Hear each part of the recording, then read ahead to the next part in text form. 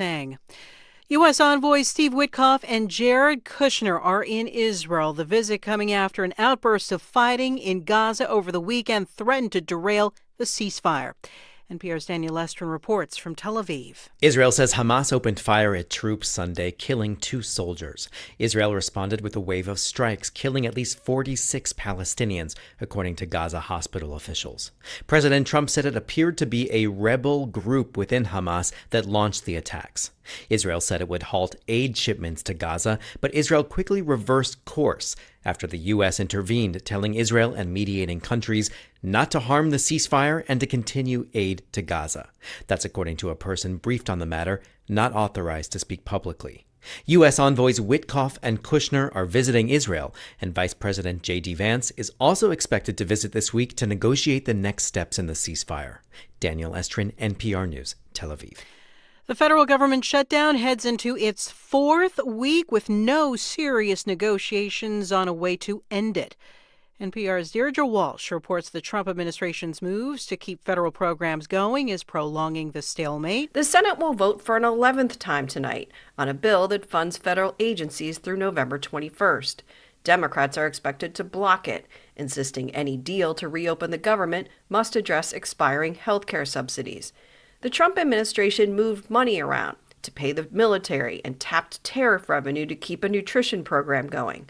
Virginia Democratic Congressman James Walkinshaw supports paying the troops, but says this strategy isn't sustainable. Every day that the shutdown continues, it's harder for the administration to try to play whack-a-mole and mitigate impacts.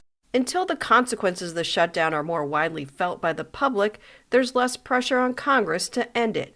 Deirdre Walsh, NPR News. President Trump says he's withholding all U.S. subsidies to Colombia and plans to impose new tariffs on the South American country. This after the president of Colombia said U.S. strikes on boats from Venezuela amount to murder. Washington argues it's targeting drug traffickers.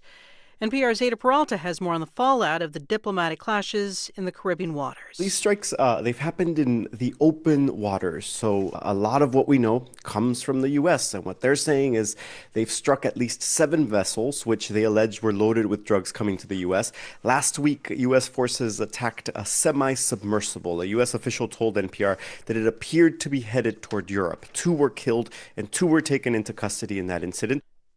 That's NPR's Ada Peralta reporting. The Dow Jones Industrial Average was up more than 350 points at last check, or roughly 0.75%. This is NPR News. Live from News 88.7 in Houston, I'm Matt Harab. Rainbow crosswalks in the Montreux area have officially been removed. Metro reported to City Council member Abby Kamen that equipment was moved in last night to do that. The equipment was at the intersection of Westheimer and Taft. This is work being carried out by Metro, the transportation agency tasked with taking care of streets in Houston and the county. And this comes as a directive from the governor to remove political messages off of Texas roadways. A new study from researchers at Texas A&M University found that abandoned buildings are creating dangerous surface temperatures in our city.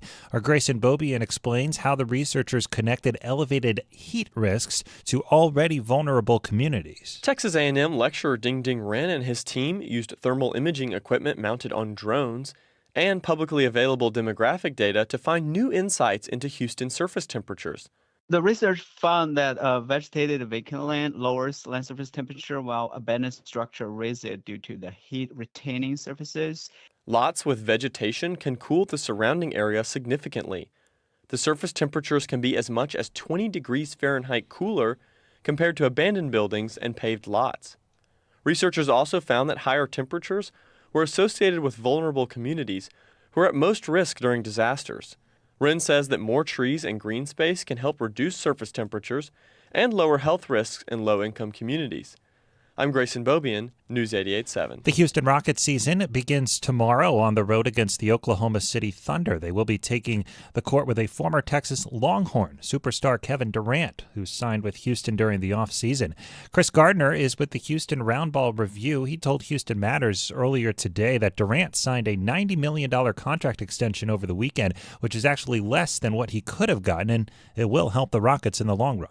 Taking less money, taking only the $90 million more, that'd be nice. Only $90 million will allow the Rockets to re-sign and keep their younger core players who will help him as he gets older. The first game of the new season tips off at 6:30 tomorrow. I'm Matt Harrop, News 88.7. Support for NPR comes from ARM, committed to delivering innovative, advanced computing designed to enable worldwide companies to unleash the capabilities and experiences of AI. The future of AI is built on ARM. ARM.com. This is NPR.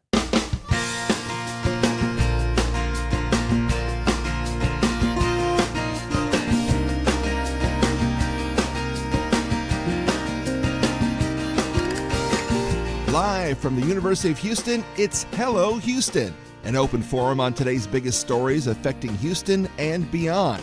Call now, 713-440-8870, or let us know your thoughts on today's topics by emailing us at talk@hellohouston.org. Now here's your host for Hello Houston, Ernie Manous, Celeste Diaz-Sherman, and Frank Billingsley. Well, good morning. Good morning. Good morning, Monday. Good Monday morning. Monday. What day of the week is it, Celeste? Today's October 20th, 2025. You forgot about the year. Yeah. What year are we in? This happened pretty fast that we got to the 20th. Oh my gosh, yes. October's. But before we go any further, we must thank Frank Billingsley for a beautiful weekend. It was very send nice. checks. Send Cashier checks. checks. It really was. Even the rain threat on Saturday didn't materialize much for most people. We had a few showers around, but the front came through. It was breezy yesterday, and yesterday evening and this morning was just beautiful. Beautiful. Yeah. And we have another front coming. It'll be here tomorrow. So it's a little rain chance tomorrow afternoon and early evening, and then that will reinforce this nice weather. I love that. I know. It's just front after front after front. Then another one, it looks like Friday, Saturday. So does that mean it's just going to be that we're going to have a cooler fall? I mean, we already are. Is that like a colder winter maybe? Maybe. I wouldn't guarantee that necessarily. Okay. But maybe more of an average one. Right. So don't get your furs out of storage so quite I shouldn't yet. get my Uggs. Hopefully not extreme. That's the one thing. You mentioned send your checks. I just want to thank Michelle Leno, who on Friday we were doing campaign. Yeah.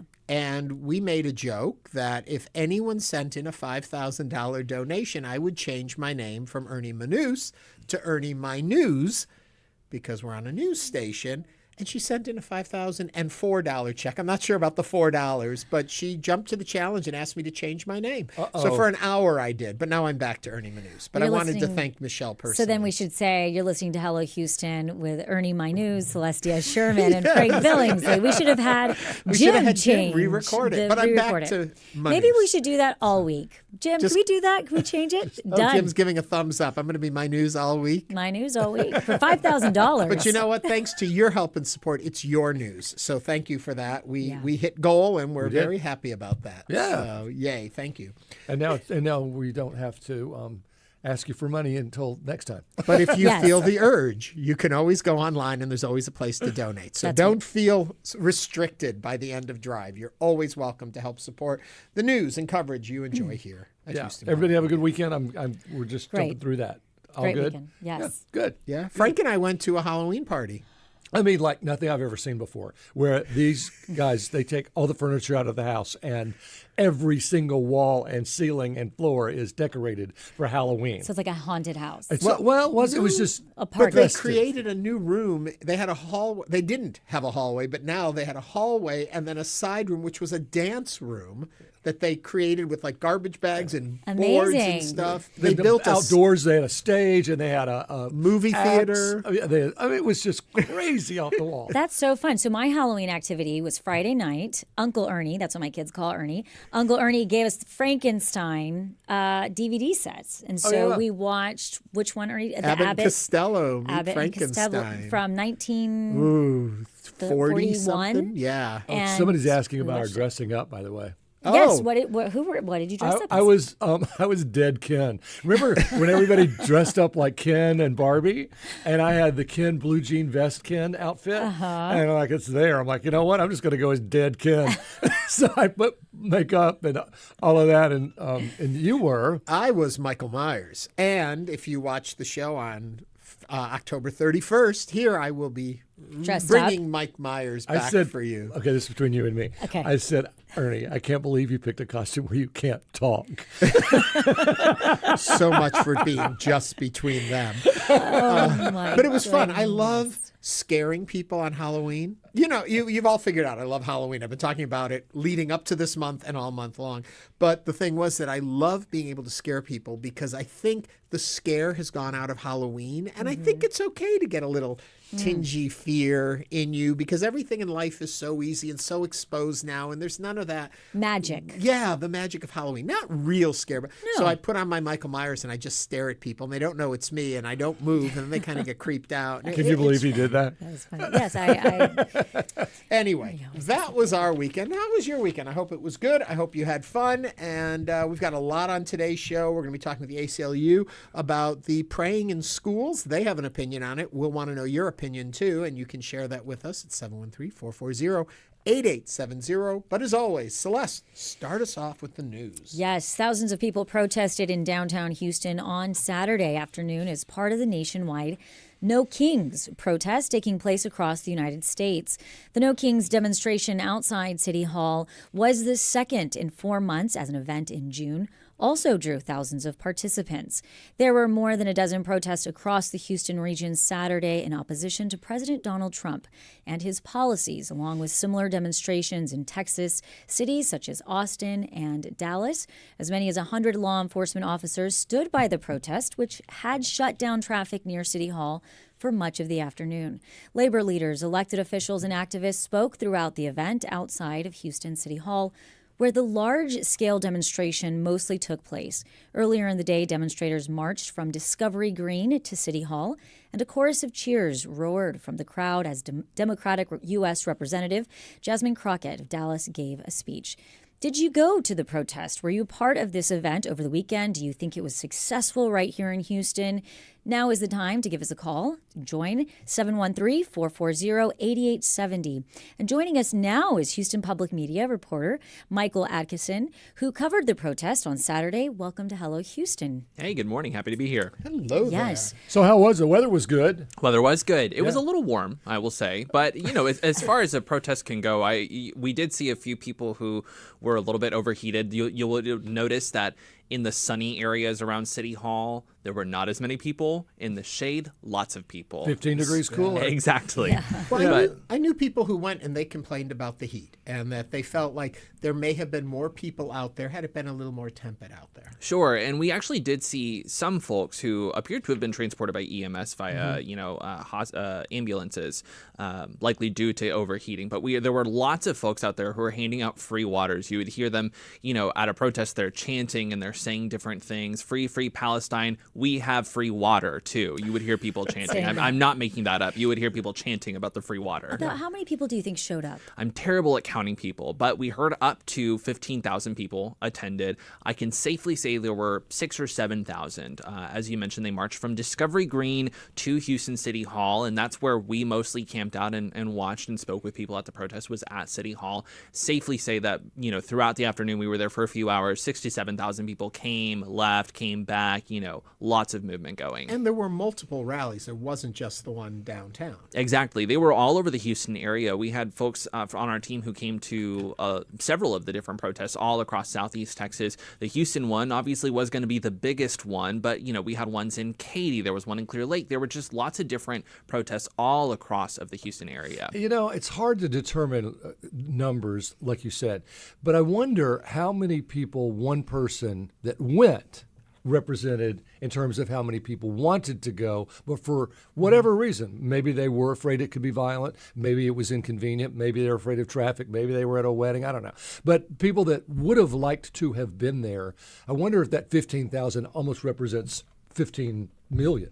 You wonder. What really struck me was the diversity of folks who came. I spoke with a couple of grandparents and great-grandparents who were there. You said that about wanting to come, made me think of it because this was a woman who has great-grandkids, and she said, my grandkids, they wanted to be here, but they had other things coming up. But she was saying she was marching and protesting on behalf of those grandkids and great-grandkids. So she represented at least 3 or 4 other people. Sure.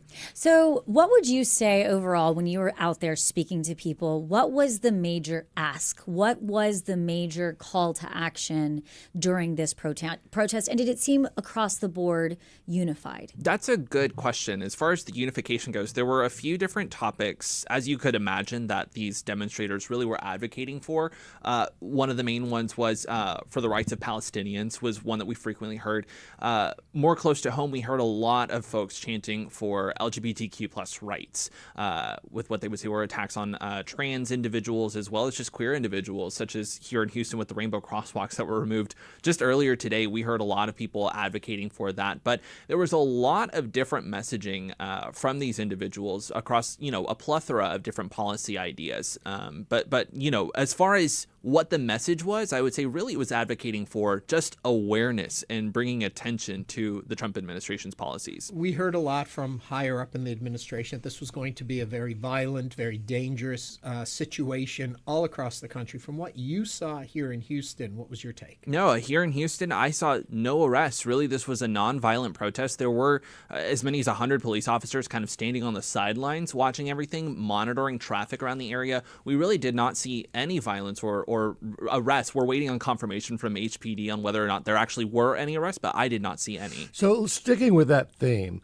did you get the feeling of being a little concerned, or was everyone like, oh, come on, there's not going to be any problem? Well, I've, as a journalist, I've been to many different protests. I actually was in the one in Austin earlier this year that similarly drew lots of attention, National Guard potentially being on standby. So I've been to several protests, and as far as these go, this was as calm as it gets, essentially. I have been at protests before where I have said out loud, something bad is going to happen here, and I can just feel it in the air. This was not one of those protests. Well, and so you wonder if the people that were saying that something bad might happen, send in National Guard to make sure nothing bad happened, were just saying that to scare people away.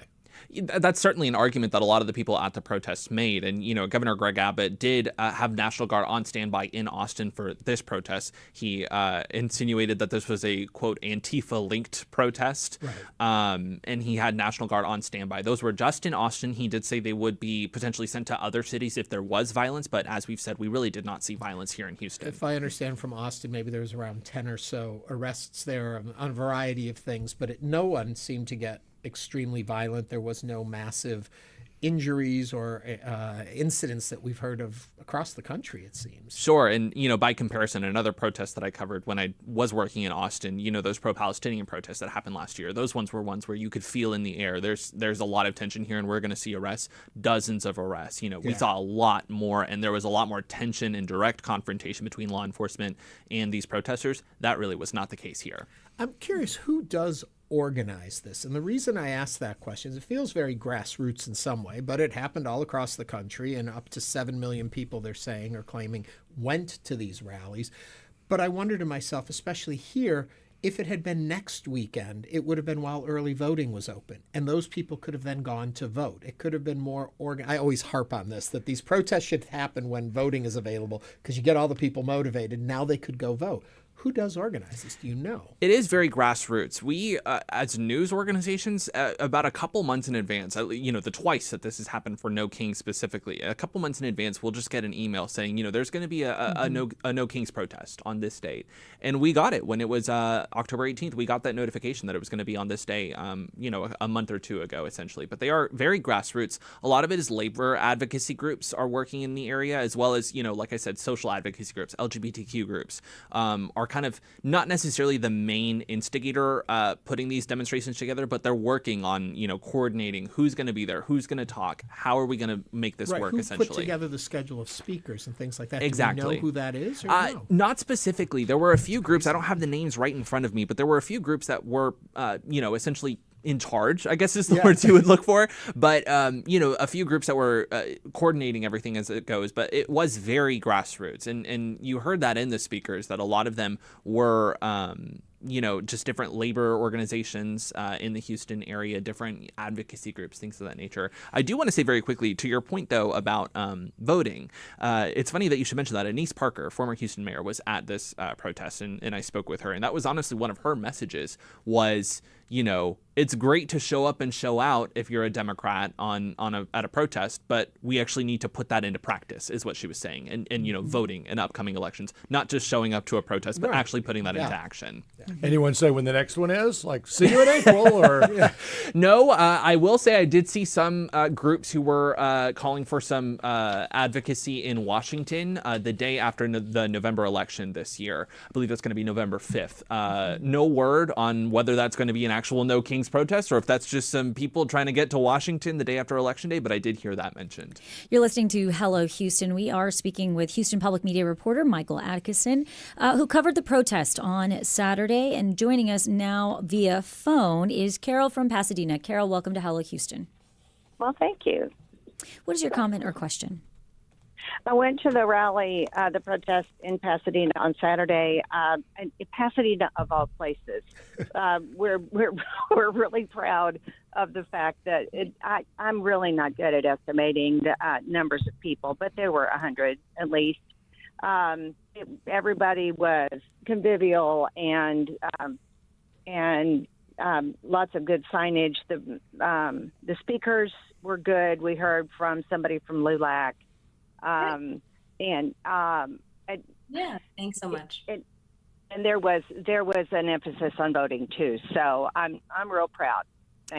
Thanks, Carol, for giving us the call. And yes, it was just for, I know you, Ernie, you were asking about who puts it together. Organizer. It is 50 states, 50 protests, one movement, 50-51. Kevin commented that on YouTube was the largest ones behind this weekend. There were smaller protests that began before theirs, but I believe theirs were a newbie organization. And that's where we usually receive the emails. But, what else do you think moving forward, the feeling of Houston and protests, just the culture overall, do you feel like Houstonians are ready to get out and be a part of this movement? That's a great question, and that was one of the questions that I asked a lot of the people who were there. And again, like I mentioned, the diversity of the folks who were there. We saw young, we saw old. I saw, 5 and 6 year olds chanting that their parents had brought them, essentially. And that's the question, again, that we've alluded to, is whether or not this is actually going to translate into action. Yeah. Houston obviously has a very important election this November, the congressional election. Generally speaking, that is likely going to be a Democrats to lose. And so we saw a lot of people who were advocating for Democrats in the upcoming election at this protest, saying that, we need to turn out to the vote, turn out to the polls, and make our voice heard as a pushback against the Trump administration, was what a lot of these demonstrators were saying. Michael Adkison is a Houston Public Media reporter. If you would like to see more of his work, you can go to houstonpublicmedia.org. Michael, thank you so much for joining us today on Hello Houston. Thanks for having me. Thank you. And coming up on Hello Houston, the ACLU of Texas sent a letter to every superintendent and school board across the state, urging them not to move forward with prayer period policies under Senate Bill 11. Coming up, we're going to discuss with a member of the ACLU. This is News 88.7. Stay with us.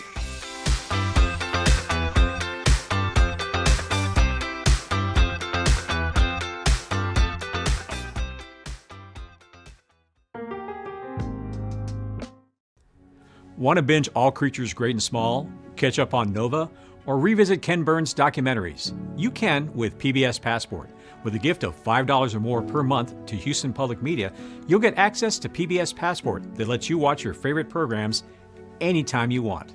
Support the programs you love and enjoy them on your own schedule with PBS Passport.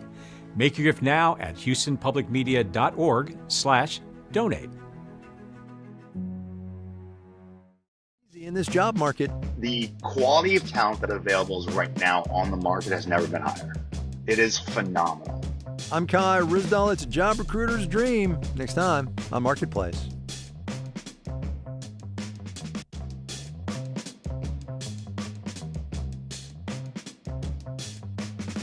You can listen to Marketplace coming up tonight at 6:30 on News 88.7. Houston Public Media, in partnership with Texas Southern University, brings to you The Vibe. R&B, hip-hop, and neo-soul. Music that resonates with all ages. The Vibe on 88.7 HD3 and on the Houston Public Media app.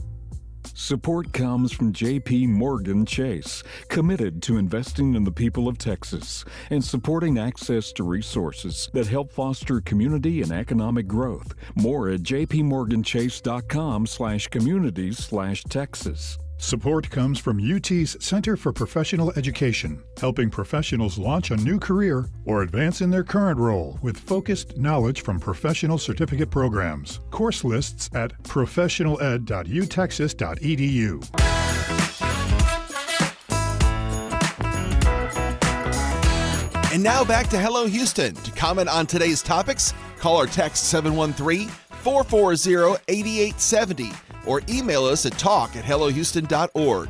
Now here's Ernie Manous, Celeste Diaz-Sherman, and Frank Billingsley. This year, the Texas legislature passed Senate Bill 11, allowing school districts to adopt daily periods for prayer or reading of religious text. Supporters say it enhances religious freedom. Critics, including the ACLU of Texas, warns it risks First Amendment violations, discrimination, and legal turmoil. Joining us now is Caro Achar, Engagement Coordinator with the ACLU of Texas, to discuss their recent letter to all Texas superintendents urging caution under SB 11. Caro, welcome to the show. Thank you for joining us. Hi, happy to be here. And if folks want to join into the conversation, you can do so just by calling or texting 713-440-8870. I guess the first thing to do is ask why you are going the route of notifying superintendents as opposed to going the legislative route to question this. Yeah, well, so we went the legislative route. During the 89th legislative session, the ACLU of Texas, along with a lot of other civil rights organizations and religious leaders, advocated against SB 11 because they believed that it solved a problem that doesn't exist and created a problem that doesn't need to exist, which is an infringement on existing religious rights and the safety of everyday students in Texas public schools. So, unfortunately, the bill passed anyway. So now we're going the superintendent route. But it's for any religion. So how does it infringe on certain religions if it's for any religion? Well, so the problem that SB 11 is theoretically addressing is students' rights to pray in school. But students already have the right to pray in school. The Texas Religious Freedom Restoration Act allows students the right to pray in a private, personal manner. There are accommodations made for students if they need to leave the classroom to pray. For example, if a child has to leave to pray during class time, there are lots of ways for students and educators to practice prayer. But to create a period of prayer, the administrative hassle, notwithstanding, implies that there is reading of a particular religious text in this period of prayer. And as we've seen by guidance given by the Attorney General, it's pretty clear that the implication that the prayer that would be studied in these periods would be the Bible, based on the fact that he said this period of prayer should begin with the Lord's Prayer, which is a Christian prayer. So, Caro, I have a question for you in regards to looking at all Texas superintendents. How many superintendents received the letter, and have you heard back from any of them?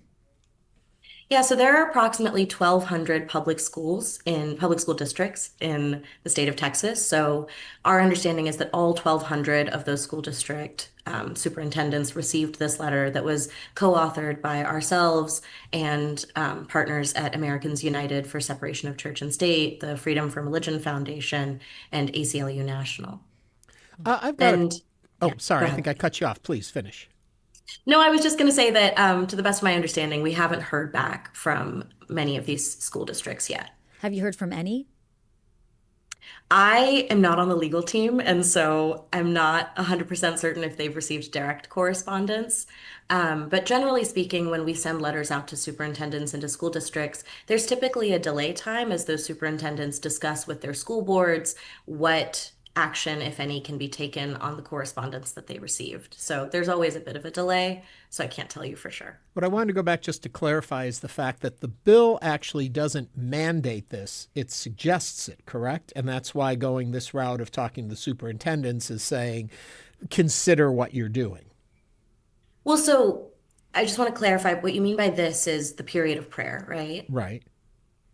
So the bill requires that school districts vote on the period of prayer. Right, So but it's not mandating they, every school has to have a period of prayer. yes, there's basically a local option Right. is a sort of colloquial way of referring to it. The bill requires that there be a vote, but it does not require what the outcome of the vote would be. And so every school district will theoretically be voting on whether to adopt this period of prayer or not sometime within, I think the timeline is 6 months. And And so is that what voting we're within saying voting within the public or voting within the board itself?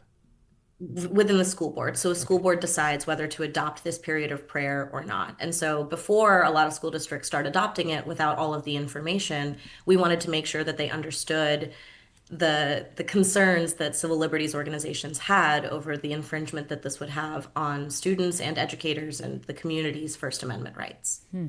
And so when you were looking at it from the legislative standpoint, what was, I mean, it went through, it's happening, it essentially Senate Bill 11 is law or policy. So my question for you is, now you'll send a letter, what else can be done? Yeah, I think that this is a real opportunity for everyday Texans who weren't able to go to the legislature or who didn't feel like they were aware that this bill was moving. They still have the opportunity to go to their local school board. Everyone has a local school board and say, hey, I don't want this prayer period to be adopted because of the risks that it has for religious coercion on a captive audience of young people, the impact that it has on the relationship that my student could have with their teacher if they don't have the same religious faith or interests. And I don't want you to adopt this period of prayer. And that's what every Texan can do. It doesn't have to just be us sending a letters to superintendents. We want to make sure that folks everywhere understand that they have the right to advocate for what they want or don't want in their school districts. And it's for every grade? I mean, pre-K Yeah, so- through 12th? Yeah, there's quite a lack of clarity written into this bill, but the understanding is that the period of prayer would be throughout the school system. So throughout every elementary school, middle school, high school. It's not actually specified in the bill what the impact would be, but the idea is that a period of prayer would happen during school time, and that is for any school child. It's not age restricted to only be for high schoolers, for example. Sounds like it could get messy, especially with young first, second, third graders who are sort of coerced every day anyway by their parents, and now they're going to go to school and be coerced into something. I know we have a call from John from the North Side. John, what's your comment or question? And welcome to Hello Houston. Oh, good. Yeah, welcome. I listen to you guys all the time. First time caller.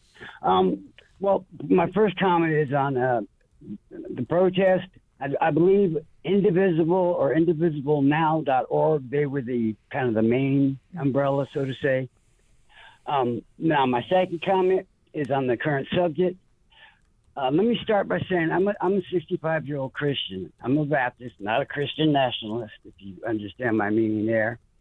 And, if you want your children taught, in the Christian education, to have their prayer, to have their 10 Commandments on the wall, to have everything they want, they need to go to Christian academies, Christian schools. Some of the bigger churches have their own education departments, or they can homeschool them, and they will get their proper Christian education. As a Christian, that's what I believe it should come from anyway.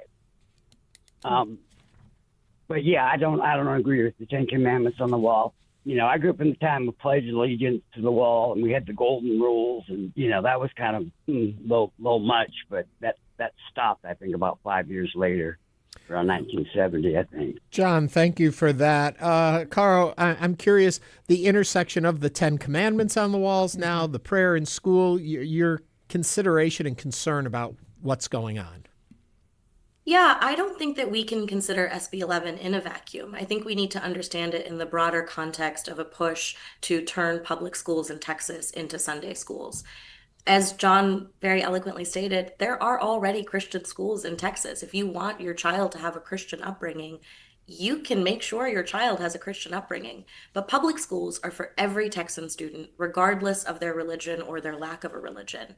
And if you put a copy of the 10 Commandments in every classroom in Texas, and then you establish a period of prayer where kids are meant to discuss religious texts specifically the Bible and potentially others, then you will inevitably have a situation where a teacher who is meant to educate a child on all sorts of subjects is being asked questions about one specific religious text and then being asked to defend that text, which could put them in an uncomfortable position, to explain that text, which is not their expertise, to encourage students to follow that text, which is certainly a violation of everyone's First Amendment rights. You're putting people in a really uncomfortable position, and the most uncomfortable position, which is a compromise of their constitutional liberties for the sake of an agenda that decides that every Texan should be a Christian Texan, instead of leaving it up to the families and the community members and the individuals. Now, Caro, I absolutely hear what you're saying. Now, we on Hello Houston have had callers that have said that they don't see why having prayer in schools would be a negative thing, that this could only be a positive thing. And we've had multiple people say that they think that this is one of the things that we are doing. We're putting prayer back into schools. What are your thoughts on advocates that are behind SB 11? Yeah, I understand supporting prayer. I myself go to church. I think it's important to engage in prayer in a way that makes sense for you. But I don't think school is the place where that makes sense. And I think that if you look around your neighborhood HEB and you look at all the different faces in that HEB, you would understand why it's problematic for the Lord's Prayer to be broadcast over that HEB, because you would understand that not everyone in that space follows the Lord's Prayer. And it would be really uncomfortable if you were listening to a prayer that wasn't your own and it was forced upon you.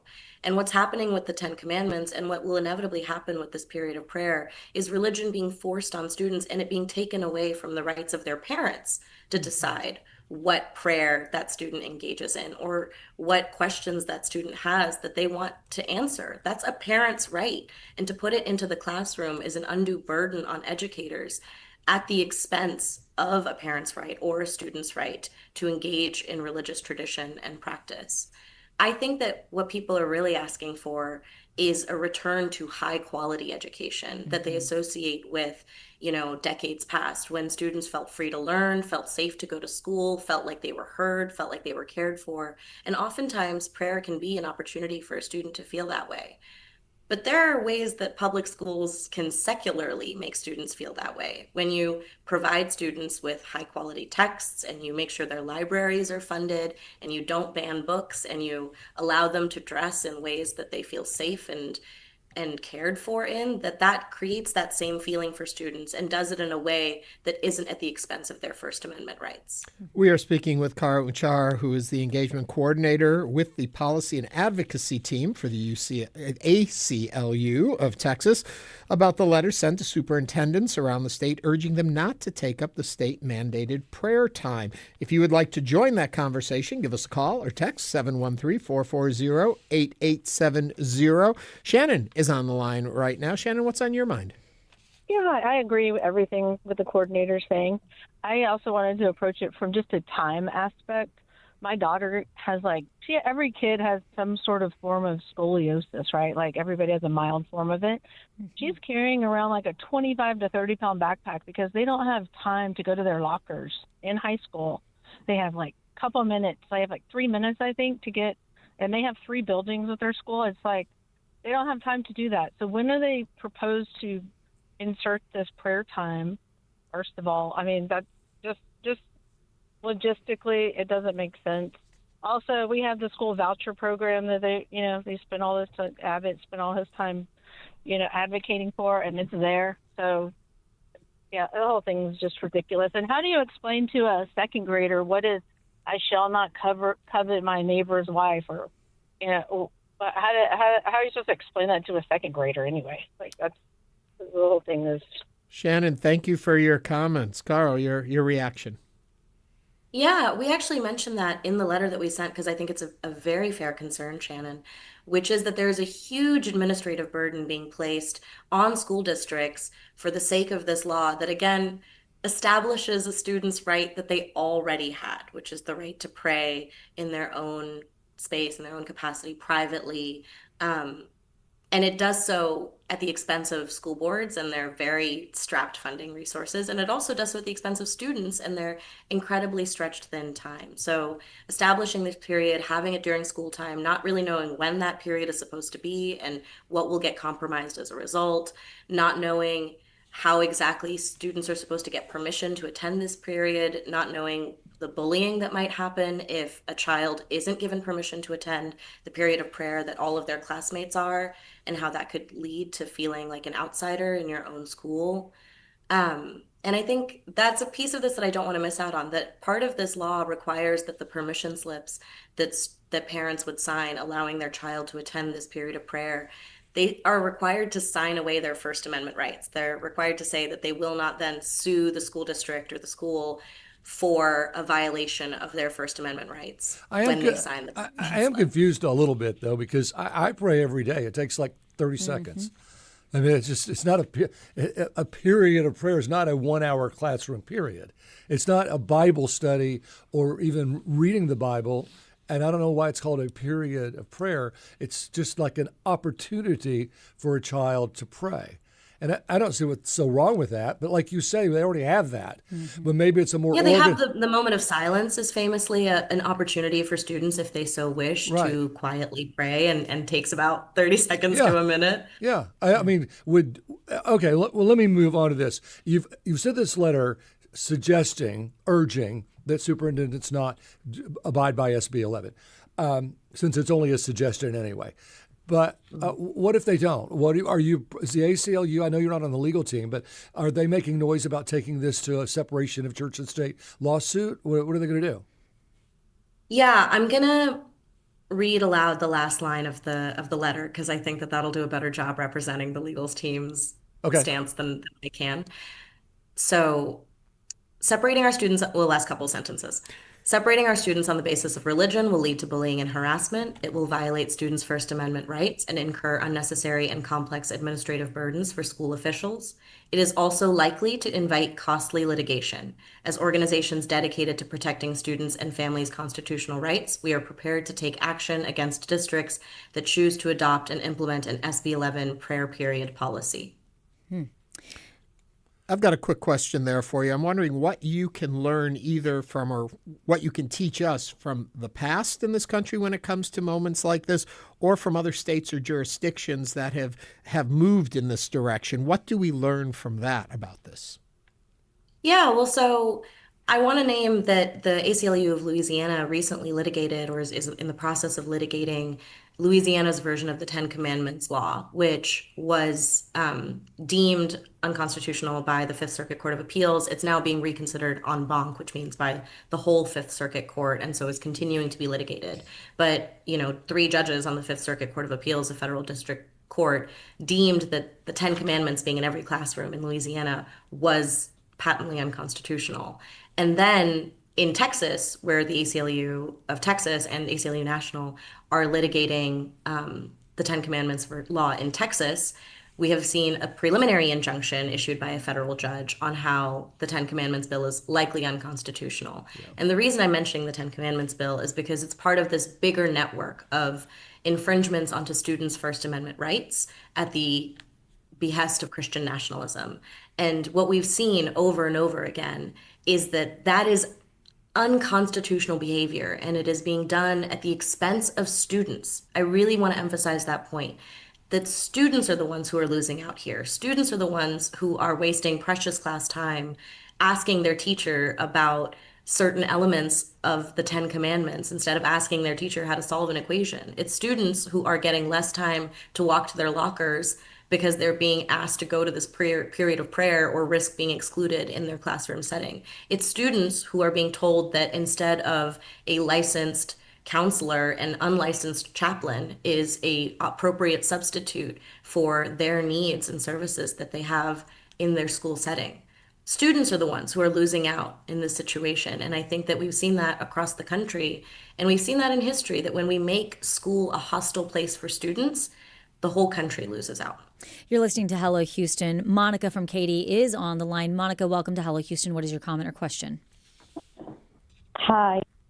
Yes, I mean, I'm extremely concerned. I have a child in school, and, we are Christian. We pray at home, but I fully believe that this is just our state government pandering to Christian nationalists and distracting us from the real issues that parents should be concerned about, such as school safety and testing and all of the funding and the books that are being removed from our schools. So, I mean, I just find it incredibly outrageous that this is where we are in the year 2025. And I don't believe that if I want my child to go pray in school, I will put her in a Christian school, but that's not why I choose to put her in public school. So I just don't agree with it. Thank you, Monica. Stephen is also on the line now. Stephen from Cypress, welcome to Hello Houston. What is your comment or question? Good morning. I actually am opposed to promoting prayer in school, personally. What I found most significant in this discussion was the excerpt that your guest read from her letter, where they just straight up threaten superintendents and others with legal problems if they dare to consider or implement this program. That bothers me just as much. Thank you. Interesting point he brings up. Your reaction to that? Yeah. Hi, Stephen. I'm also from Cyprus, so it's fun to see a fellow Cyprus resident.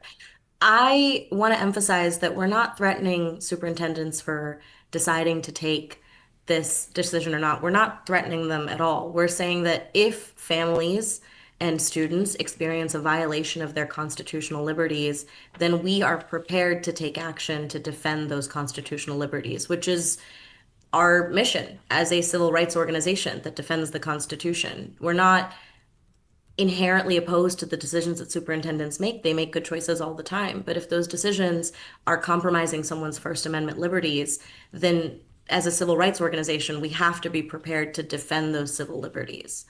Yeah. It sounds to me like it's all going to go to the Supreme Court one way or the other. The Ten Commandments as well as prayer in school. I mean, it has to. It's going to be appealed either way, right? I think that the nice thing about SB 11 is that while the courts do what the courts do, we have the opportunity to take local action. As a non-lawyer engagement coordinator, that's always the piece I'm going to hammer, which is that we aren't forced to only witness what does or doesn't happen. I think you're right. I think there is a larger legal battle pending here, but that we don't have to be witnesses to that battle. We can also be participants, and we can go to our school districts and we can say, hey, this is what we value and this is what our priorities are, and it's not religious coercion. And this is an opportunity to reject religious coercion. That's fair. Caro Achar is the engagement coordinator with the policy and advocacy team at the ACLU of Texas. Caro, thank you for joining us today on Hello Houston. Tell everyone in Cyprus we said hello. Thank you so much. Thank you for having me. Take care, y'all. Coming up, we'll discuss the importance of getting vaccinated this flu season. Stay with us as Hello Houston continues.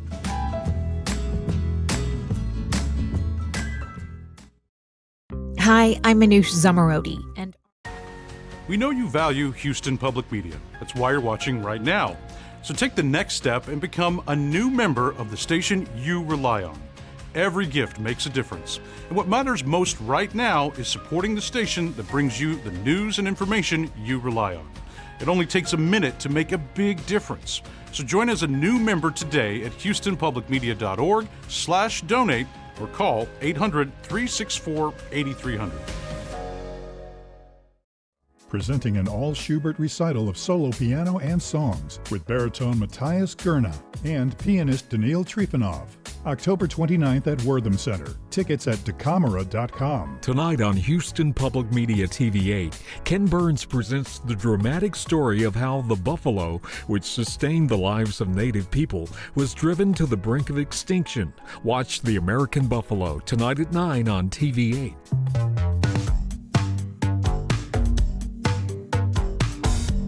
And now back to Hello Houston. To comment on today's topics, call or text 713-440-8870 or email us at talk@hellohouston.org. Now here's Ernie Manous, Celeste Diaz-Sherman, and Frank Billingsley. We are nearly 3 weeks into the official start of flu season, and considering flu activity is most prevalent during the fall and winter months, if you haven't already, it's important to remember to get your annual flu vaccine, as the CDC recommends it as the first and most important action in reducing your risk of flu and its potentially serious outcomes. To tell us more about the flu vaccine and how you can stay safe during flu season, please welcome Dr. Linda Yancey, an infectious disease specialist with Memorial Hermann. Dr. Yancey, welcome to Hello Houston. Thank you for having me. And if you would like to join the conversation, if you have a call or you want to text us, you can give us a call or text 713-440-8870. You know, I just want to start off before we get into the conversation for people who think, you get the flu. Worldwide, annually, between 300,000 and 650,000 people die from the flu every year.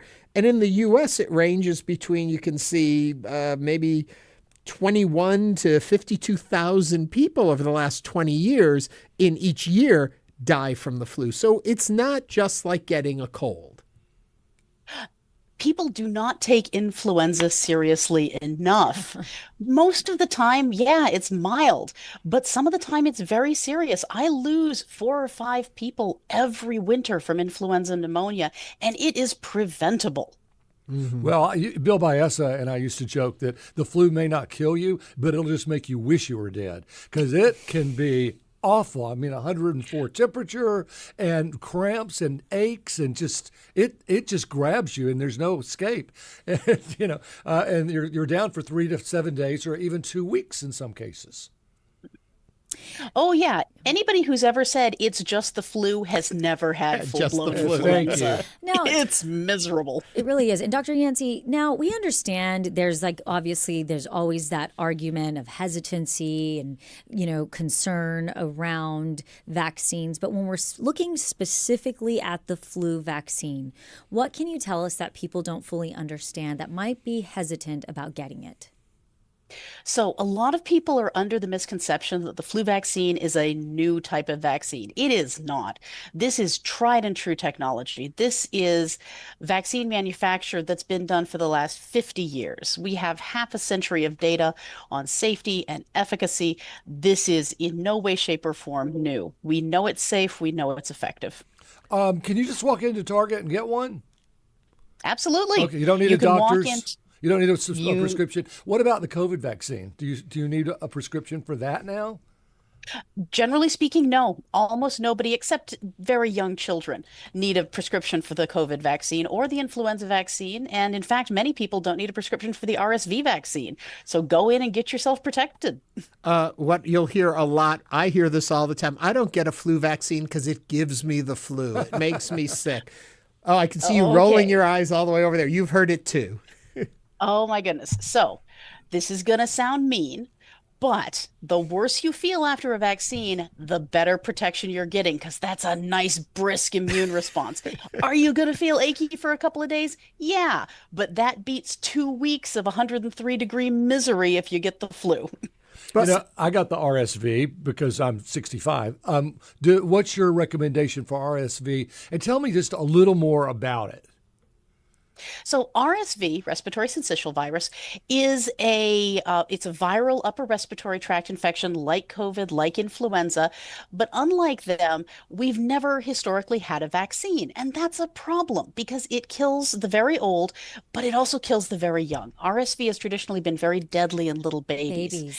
And so we've developed a vaccine and some other treatments that we're giving to babies and moms during cold and flu season. This is going to save the lives of thousands of babies in the U.S. every year. Nice. Now, we did get a YouTube comment from My British Computer Guy who says, Dr. Yancey, I am currently in my 50s, have never had a flu shot. What I'd like to know is, at what age am I most at risk from serious complications from the flu?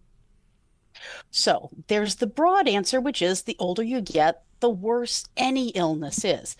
But I would very much caution middle-aged men, please get your flu vaccine. We are very good at vaccinating the young.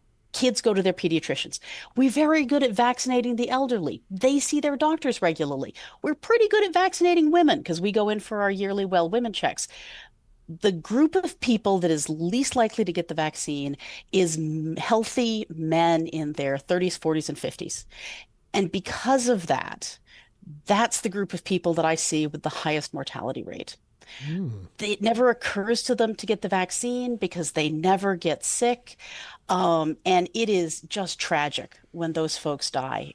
Please, even if you don't want to take it for yourself, take it for your family. I am so tired of telling teenage girls that their dad just died. Well, and Diane Keaton just died from pneumonia. And I know that a lot of people don't get their pneumonia vaccine, and that's available. So when you say pneumonia, it is rather like saying traffic accident. Okay. It is 100 different things. Now, the pneumonia vaccine is extremely important in preventing pneumococcal pneumonia, which, let me tell you, you do not want to get. It causes a very deadly pneumonia in adults, and it can cause a severe brain infection in children that can cause deafness. So getting that pneumonia vaccine, worth it for you, worth it to protect your family. But it doesn't protect against every single kind of pneumonia. It's not yearly, is it? Or am I wrong? Okay, you are going to have to talk to your doctor about the pneumonia vaccine recommendations because they are so complicated right now. I'm not kidding. You need a flow sheet. Okay, so Dr. Yancey, when we're looking at the flu vaccine, is it different for children and adults? Yes, we have different vaccines for different age groups.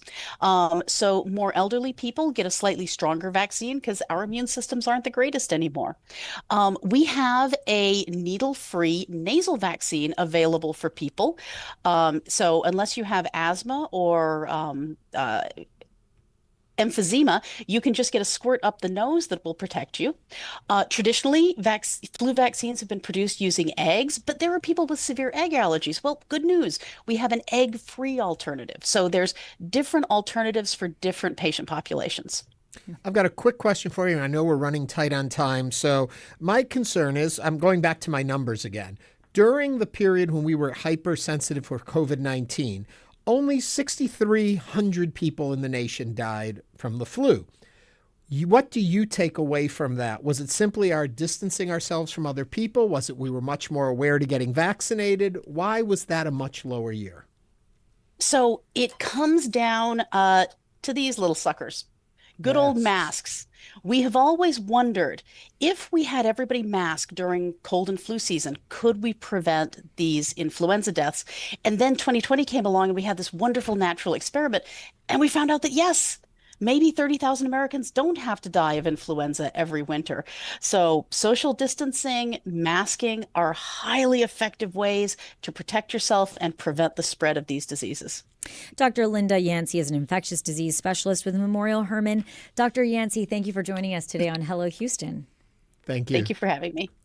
Coming up, we're going to discuss today's top stories. Stay with us for the second hour of Hello Houston.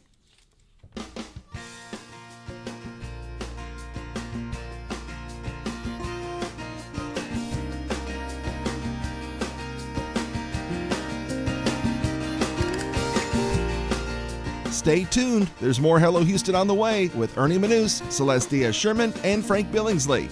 For the latest in local news, subscribe to the Hello Houston daily newsletter at houstonpublicmedia.org. Hello Houston is a production of Houston Public Media. The opinions expressed by the guests of this program are solely their own and do not represent the views of management, staff, or underwriters of Houston Public Media.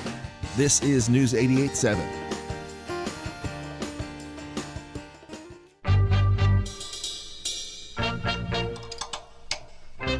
I'm Stephen Dubner, host of Freakonomics Radio. Every week, Freakonomics Radio explores the hidden side of, well, everything from the economics of sleep to when is the best time to rob a bank. So tune in next time on Freakonomics Radio.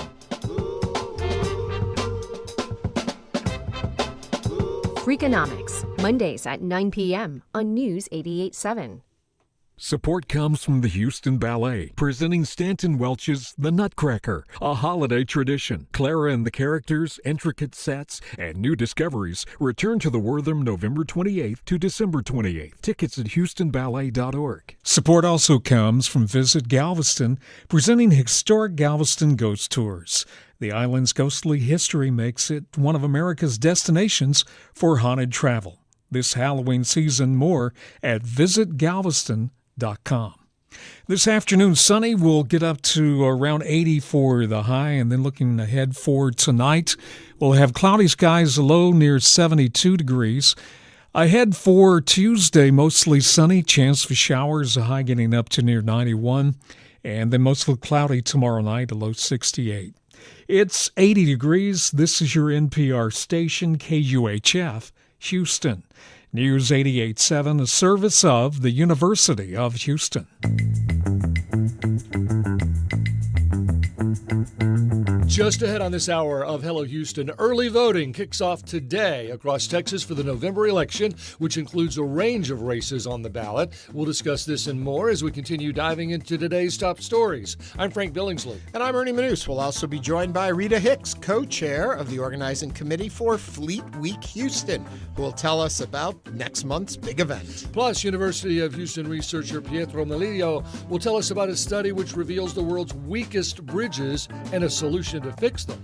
And we want to hear from you, so give us a call or text us at 713-440-8870 or email us at talk@hellohouston.org. You can also watch us on YouTube right now by going to houstonpublicmedia.org. Hello Houston is made possible in part by founding sponsors John Bradshaw and Kathy Sanders, and by gifts from listeners like you.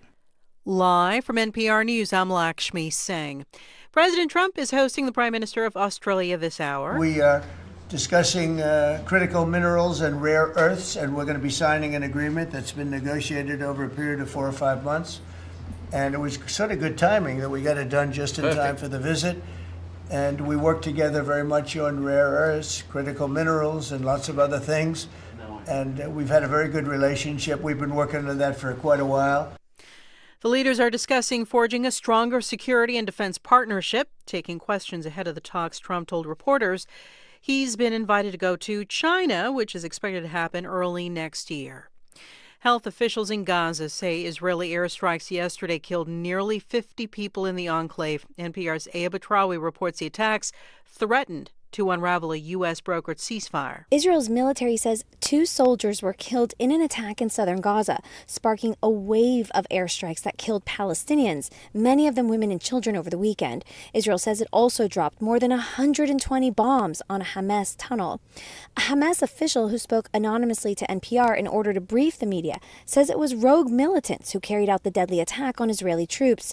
President Trump also told reporters that, quote, rebels were behind the attack. Meanwhile, White House envoy Steve Witkoff and Trump's son-in-law Jared Kushner are visiting Israel to discuss next steps of the ceasefire. A senior Hamas delegation is also visiting Egypt for similar discussions.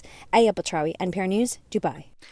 Today's a deadline for a handful of universities to agree to a list of commitments that align with the Trump administration's political priorities in exchange for preferential access to federal funds. NPR's Alyssa Nadworny reports so far 6 schools have indicated they will not be signing the agreement. The White House sent the so-called Compact for Academic Excellence in Higher Education to 9 colleges, both private and public, on October 1st. It would require schools to freeze tuition for 5 years, limit international student enrollment, and require standardized tests for admissions, among other things. The University of Virginia is among the schools to decline. UVA's interim president said they wanted, quote, no special treatment when it comes to federal funding. On Friday, the White House held a meeting with college leaders to discuss the compact. On X, Education Secretary Linda McMahon said the meeting was, quote, positive and an important step. The White House did not provide details on how they will incorporate feedback or make changes to the compact. Alyssa Nadworny, NPR News. Amazon Web Services is working to fully restore connectivity and access to services disrupted during an early morning outage. The system malfunction led to increased error rates and latencies and prevented users worldwide from accessing major websites and apps, affecting everything from banking to social media. From Washington, this is NPR News. Live from News 88.7 in Houston, I'm Alexandra Hart. Thousands of protesters gathered outside of Houston City Hall Saturday as part of the nationwide No Kings protest against the Trump administration. The crowd ranged in age from young children to great-grandparents, including Sharon Dixon, who came from Katy. Because I'm a grandparent against MAGA. I'm doing this for my grandkids. I want to leave a better America for them than what we're heading to. As many as 100 law enforcement officers stood by the demonstration. The protests were nonviolent and no arrests appeared to have been made. HPD was not immediately available for comment. A new study from researchers at Texas A&M University found that abandoned buildings are creating dangerous surface temperatures in Houston. News 88.7's Grayson Bobian explains how the researchers connected the elevated heat risks to already vulnerable communities. Texas A&M lecturer Ding Ding Ren and his team used thermal imaging equipment mounted on drones and publicly available demographic data to find new insights into Houston surface temperatures. The research found that vegetated vacant land lowers land surface temperature while abandoned structure raises it due to the heat retaining surfaces. Lots with vegetation can cool the surrounding area significantly. The surface temperatures can be as much as 20 degrees Fahrenheit cooler compared to abandoned buildings and paved lots.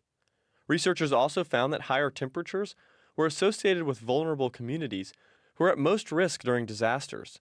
Wren says that more trees and green space can help reduce surface temperatures and lower health risks in low-income communities. I'm Grayson Bobian, News 88.7. As the federal government shutdown continues, at the center of the debate is whether to keep enhanced premium tax credits for people enrolled in the Affordable Care Act. Those credits are set to expire at the end of the year. If they do, health insurance costs could more than double for millions of Texans. If you're currently enrolled in the Affordable Care Act, Houston Public Media wants to hear from you. Share us your thoughts or send a voice memo at houstonpublicmedia.org/ACA. I'm Alexandra Hart, News 88.7. Support for NPR comes from NPR stations. Other contributors include Charles Schwab, offering investors choices like full-service wealth management, advice, investing, and trading on Thinkorswim. Learn more at schwab.com. And from the Doris Duke Foundation.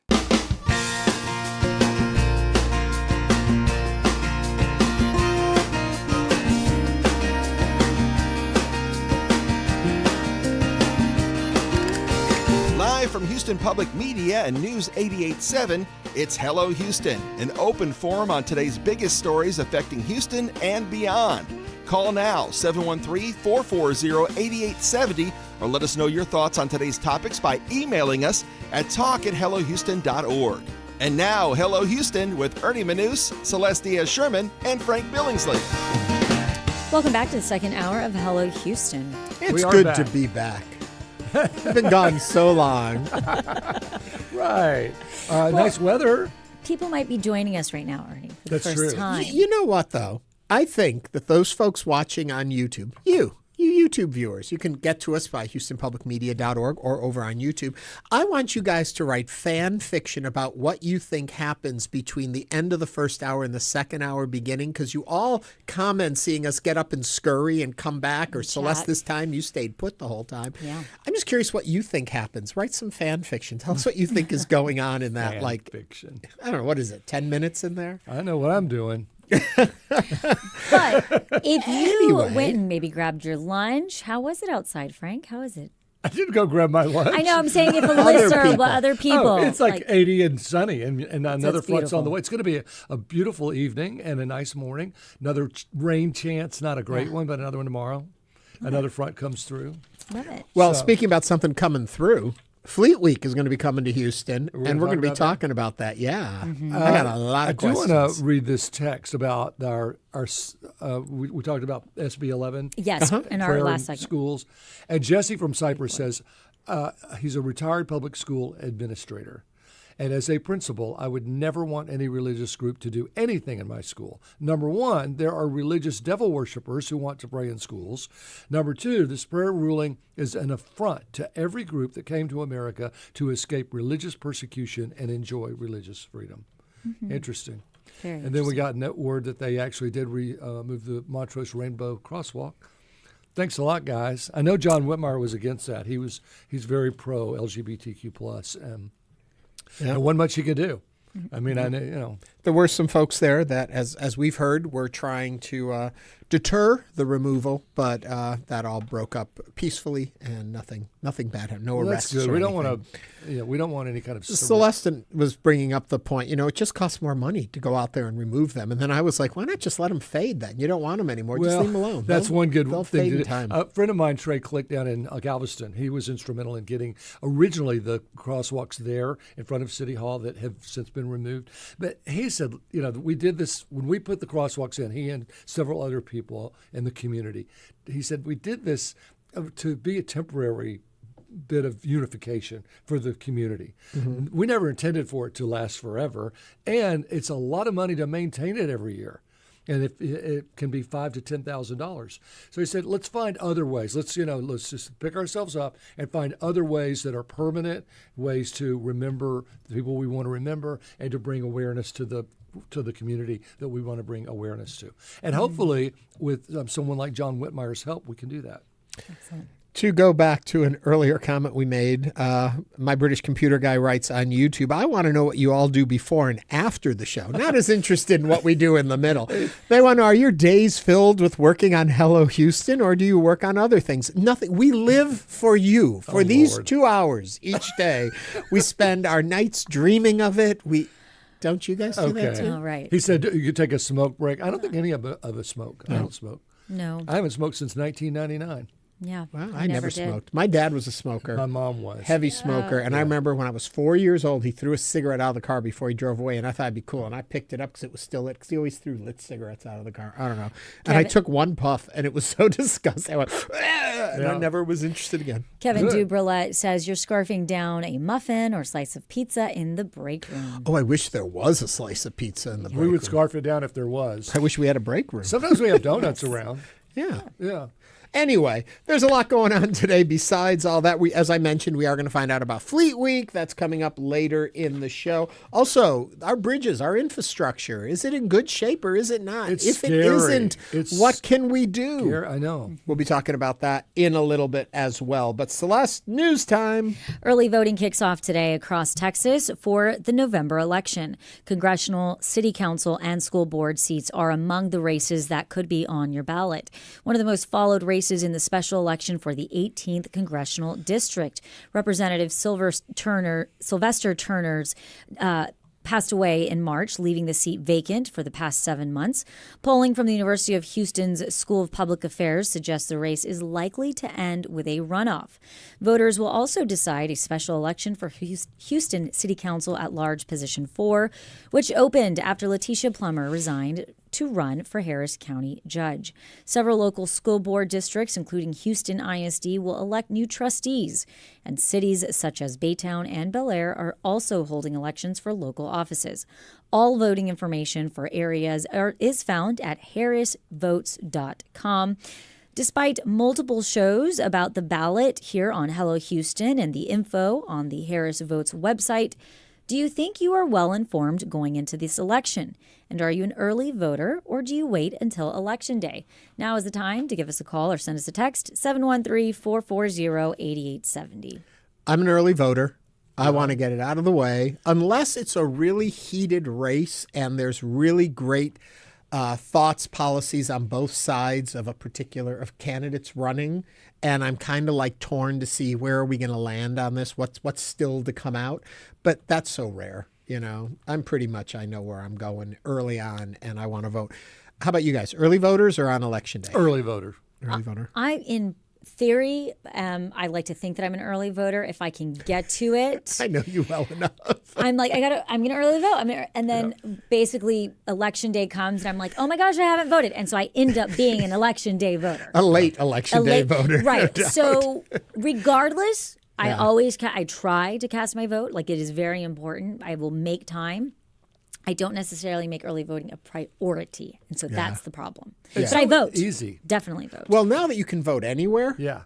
that makes it so much easier that you can vote at any voting location. You don't have to be in your precinct. You don't have to be in your district, whatever. You can vote around. And I like there that. is some confusion because HISD is still under, the state in regards to they have their appointed board managers.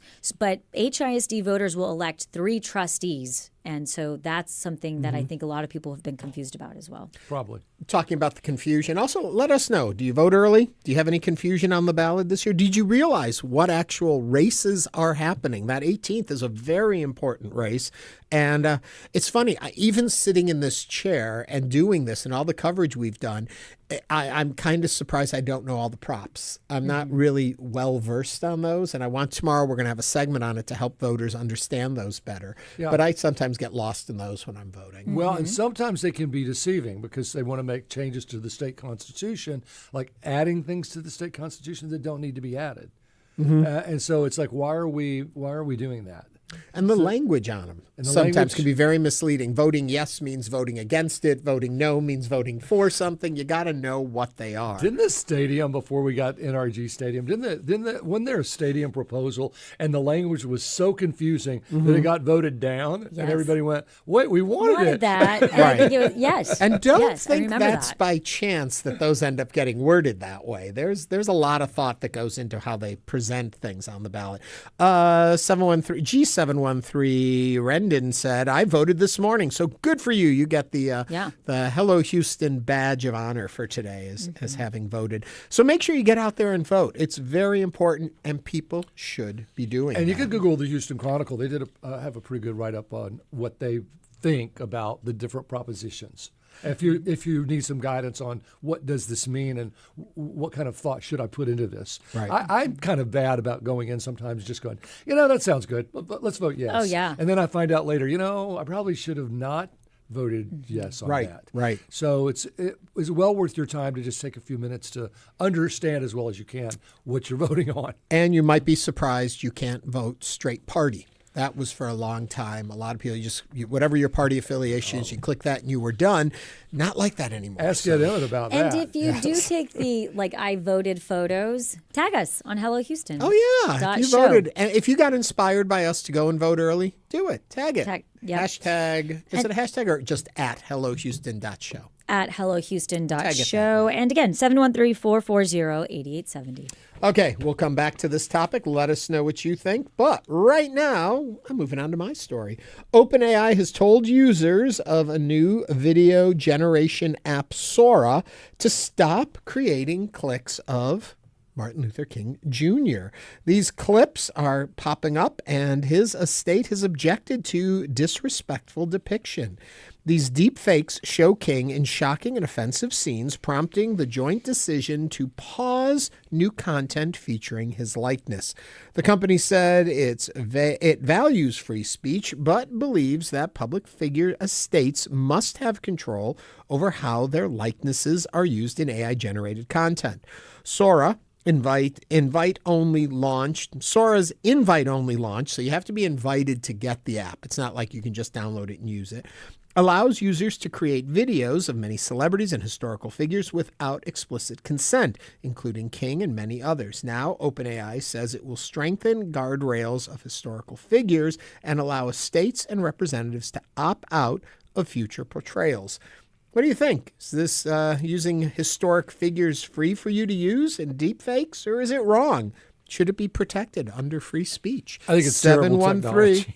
713-440-8870. Yes, Frank? I think it's terrible technology all the way around. But it's there. It's entertaining. You can say it's terrible, but it's there now. Do what we about regulate it? Okay, what about the guy who creates a deep AI fake of his wife he's trying to divorce, and he has his video of his wife. Difference saying, there. What? She's not a public figure. We have in this culture, created a world where public figures have a certain certain freedom. I'm not arguing the rights of libel and malice. Right. I'm arguing that the technology alone, it's already being misused. Right. And it's going to be misused against the people that are angry with other people. And you can use a blender to chop off people's fingers. That's the machine being misused.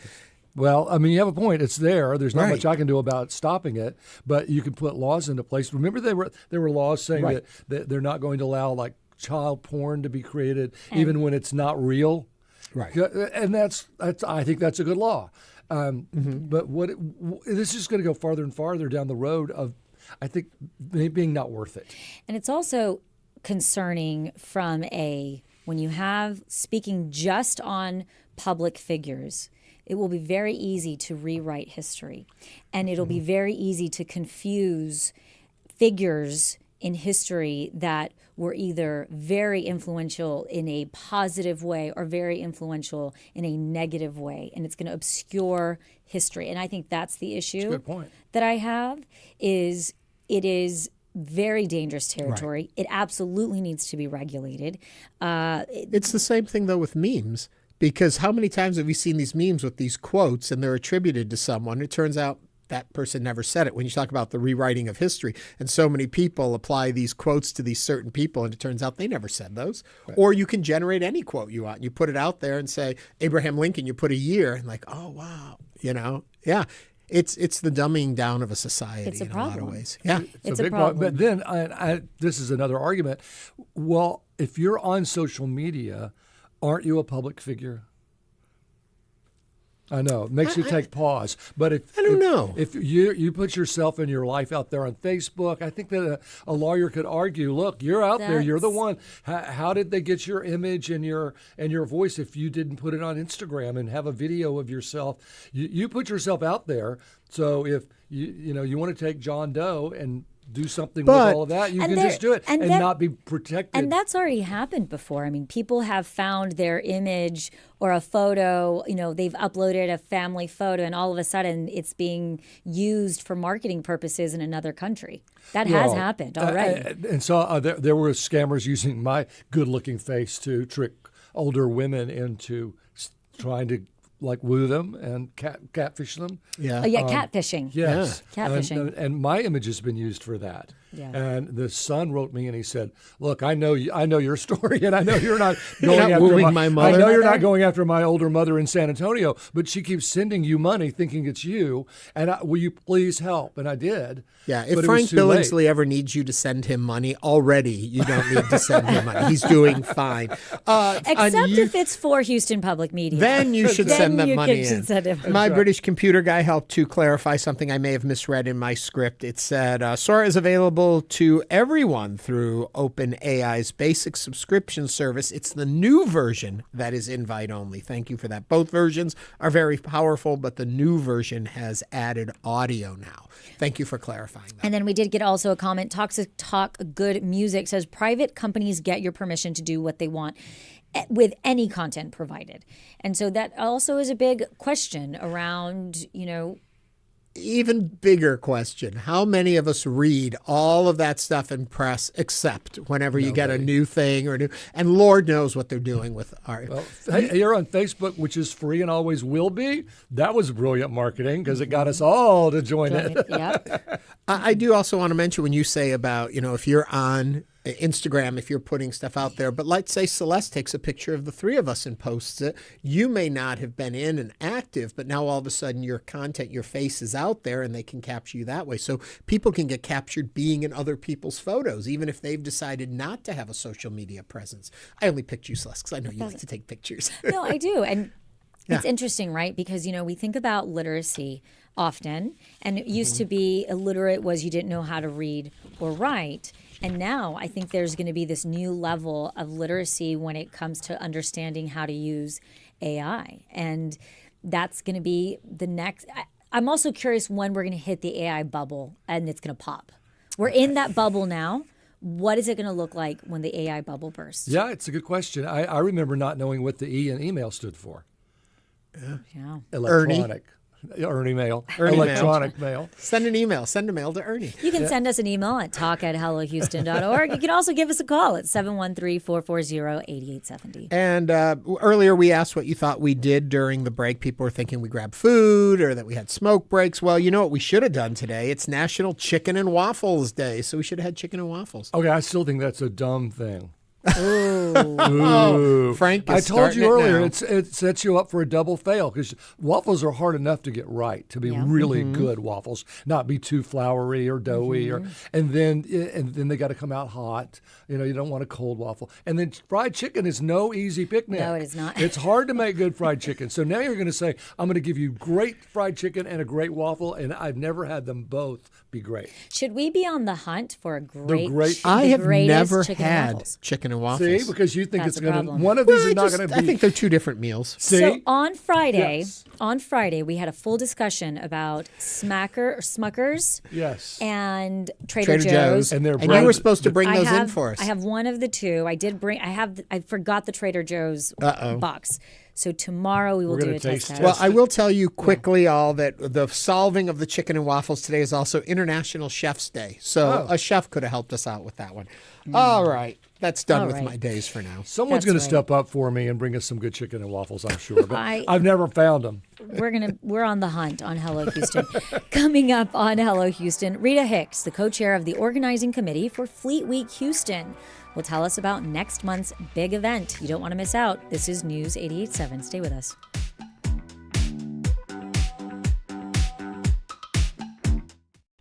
Hello, I'm Bob Maniger from the Ed and Jean Matthews Foundation. PBS has been a part of our family for generations, and we are proud supporters of Houston Public Media. From PBS Kids programming that supports children and their parents to PBS NewsHour that we rely on to learn about what's going on in our world. Your support keeps PBS available for our community across Greater Houston. Give now at houstonpublicmedia.org/donate. On News 88.7. This week on This American Life. This is a case of Henry D. number C. Parole board hearings are this weird backwater of the judicial system that doesn't get a lot of scrutiny. This week we listen in as board members discuss one case. We see people get persuaded as they try to adjudicate these very squishy, nearly impossible questions, like when is a person rehabilitated? What is justice? That's this week. This American Life. It's Wednesday night at 9 o'clock. For a former poet laureate of the United States, finding her voice took years of encouragement. One of the teachers said, "You have a voice that carries." Well, I guess it does carry. It's kind of carried all over the place. Growing up Native American and weaving that into the creation of music and art, that's next time on Think. You can hear that tonight at 10 o'clock. Support comes from Smart Financial Center in Sugar Land, presenting Herb Albert and the Tijuana Brass, celebrating the 60th anniversary of whipped cream and other delights. Saturday, January 17th. Tickets at smartfinancialcenter.net. Support comes from Asia Society Texas, presenting its annual night market event featuring food, art, shopping, and sumo wrestling demonstrations November 7th from 6 to 10 p.m. More information at asiasocietytexas.org. And now back to Hello Houston. To comment on today's topics, call or text 713-440-8870 or email us at talk@hellohouston.org. Now here's Ernie Manous, Celeste Diaz-Sherman, and Frank Billingsley. Admiral Frank Billingsley, by the way. And I'm so excited about this next story. And our guest is here to tell us all about it. We have this big event planned. It involves the U.S. Navy, the Marine Corps, the Coast Guard. Our city is going to get its very first Fleet Week. Thank you.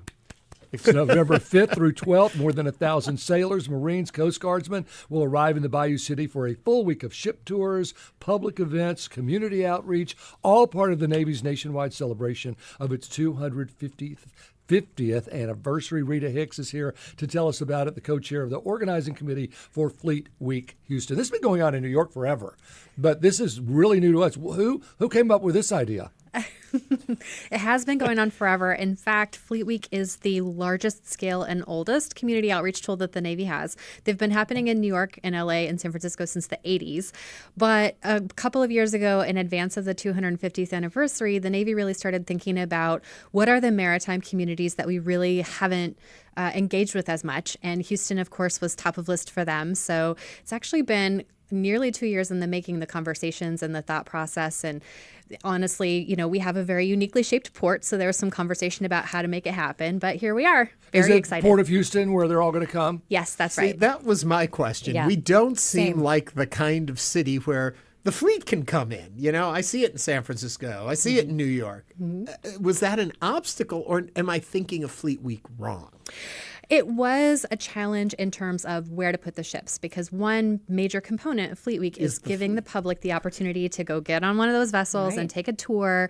And it's not only that our port is shaped interestingly, you know, we're 55 miles inland, but also to get to the heart of the port, you have to go under 2 bridges, which are shorter than many Navy vessels. So a lot of thought had to go into what can we get close in and what might need to be a little bit further out. So who is sitting at the table when you're having these conversations about what that looks like here in Houston?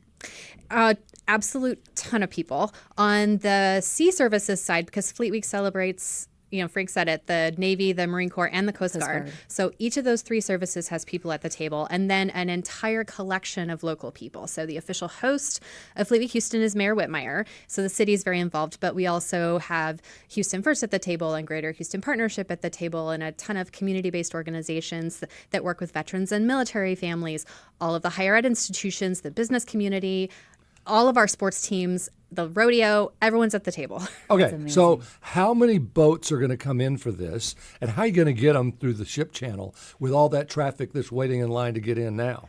We are expecting 3 Navy vessels, so 2 smaller vessels that will come all the way up to City Dock, and then an LPD, which is one of the really big ones that carries Marines, going to Bayport. And we are coordinating very closely with the Houston Pilots Association and the port, and they have come up with a parade of ships plan. So the ships will line up, those 3 Navy vessels, but also a couple of coastie vessels that are going to join them in the parade from Galveston. And they'll line up and they'll come in through the port, and they will have coordinated all of the traffic to make sure that vessels aren't nearby so people can see it when the vessels are coming in. We're calling it Houston Fleet Week, but is it really regional? I mean, wouldn't it make more sense that it's in cities, towns along the water as opposed to in here, or is it really being focused for Houston? So the primary focus is Houston because that's where the invitation came from. But actually, we have over 80 official events on the calendars, and several of them are in other maritime communities in Greater Houston. So really exciting. We have, of those 80 events, I think 18 of them are very large, free, public-facing events, and some of them will bring people downtown, and some of them will bring them to Sylvan Beach or the city of Seabrook or all these other communities that are also involved in the maritime industry. And so it runs from the 5th through the 12th. So talk to us a little bit more about some of the fun things people can expect, and if people really are excited about celebrating, you know, our service members and what the Navy and the Coast Guard and, you know, the Marine Corps have done for us.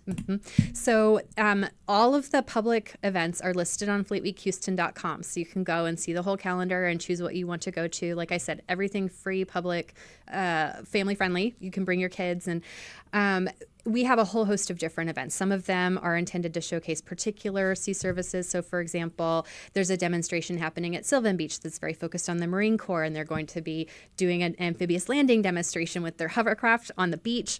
Wow. There's events planned in Kemah to highlight the Coast Guard, and of course the Navy will be all over the place. What's interesting about Fleet Week is it really is multidimensional. So there are field trip groups going to those vessels, and then service members are headed out to schools to do demonstrations. There's things happening in our museums and in the medical center and all of our higher ed institutions, and then things like community service projects and concerts and opportunities to interact with lots of different components of the sea services that people don't even think about. Is there any recruitment going on? So not officially, right? Fleet Week is an educational tool of the Navy to help people understand what our forces are, what they do, what their missions are. But it is a natural sort of byproduct. So there will be Navy recruiters that will have like tents at the big events if people have questions, same with the Marine Corps, same with the Coast Guard.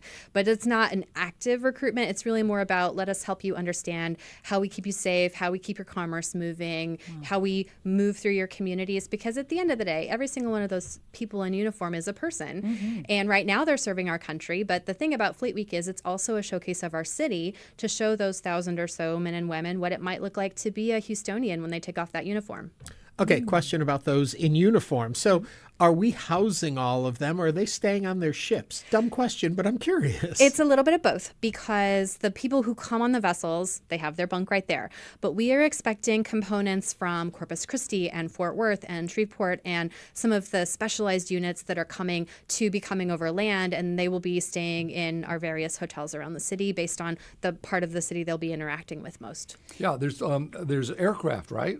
Yes. In fact, one of our major public events is a static installation at Ellington in partnership with the Lone Star Flight Museum. So people will have the opportunity, if they want to go to Ellington and see all sorts of different naval aircraft.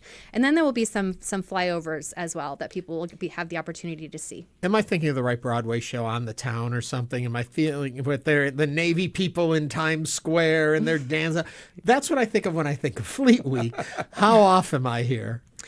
You're not that off, Ernie, because so the thing about a Fleet Week is for all of the various events, all those service members in uniform. So people will be going about their business all over Houston and see, men and women in white uniforms for the Navy and in the khakis for the Marine Corps, and the Coasties will be in blue, and they'll be like, oh, there are lots of visiting service members here, and they will be going to concerts, and they will, be showing up at our schools and in our museums, and also even when they're on their free time, they'll be shopping at the Galleria in their uniforms. So they really kind of will be everywhere. That's amazing. And so, Rita, seeing this event through and going through the whole process, what is it? Has there been anything that's really stood out to you seeing it through?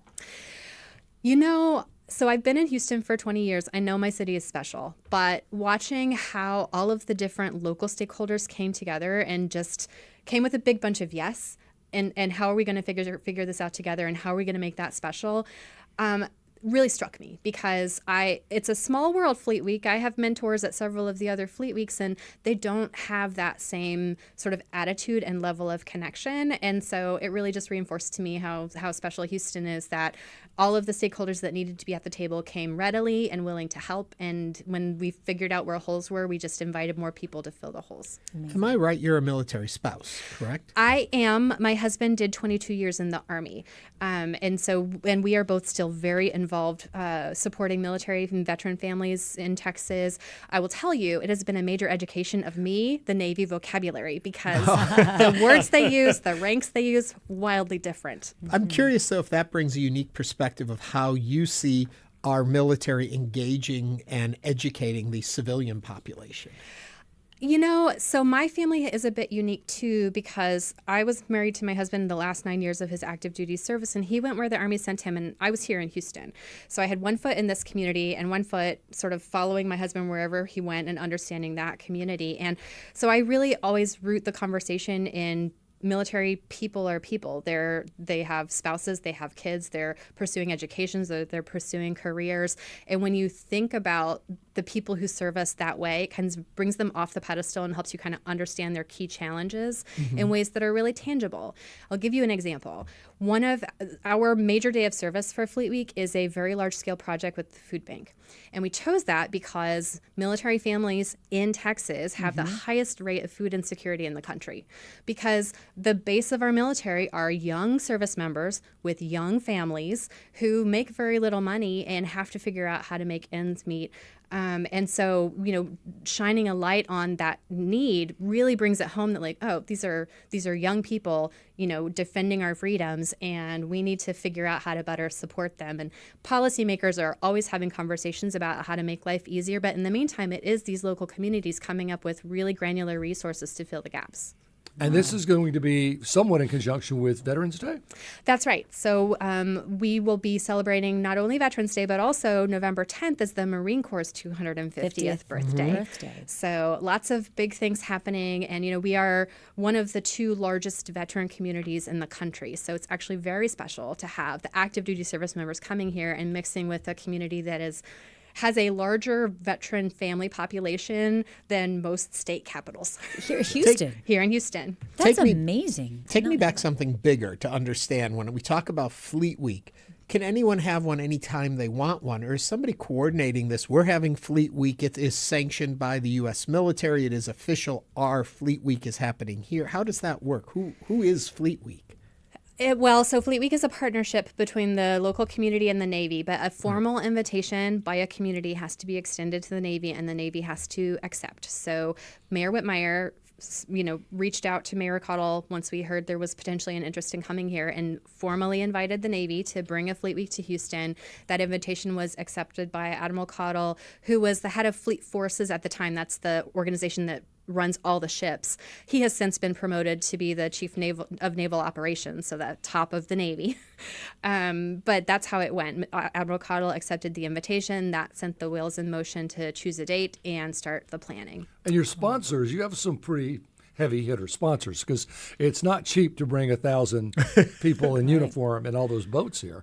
That's right. And we could not possibly be doing it without not only sponsors, and we have many very generous sponsors, but also a whole lot of local organizations that are giving time, talent, and treasure to making sure all of these events that are happening are really incredible. I mean, it's 80 official events, but then lots of communities are bolting on their things. That doesn't count things like ship tours. That doesn't count things like field trips.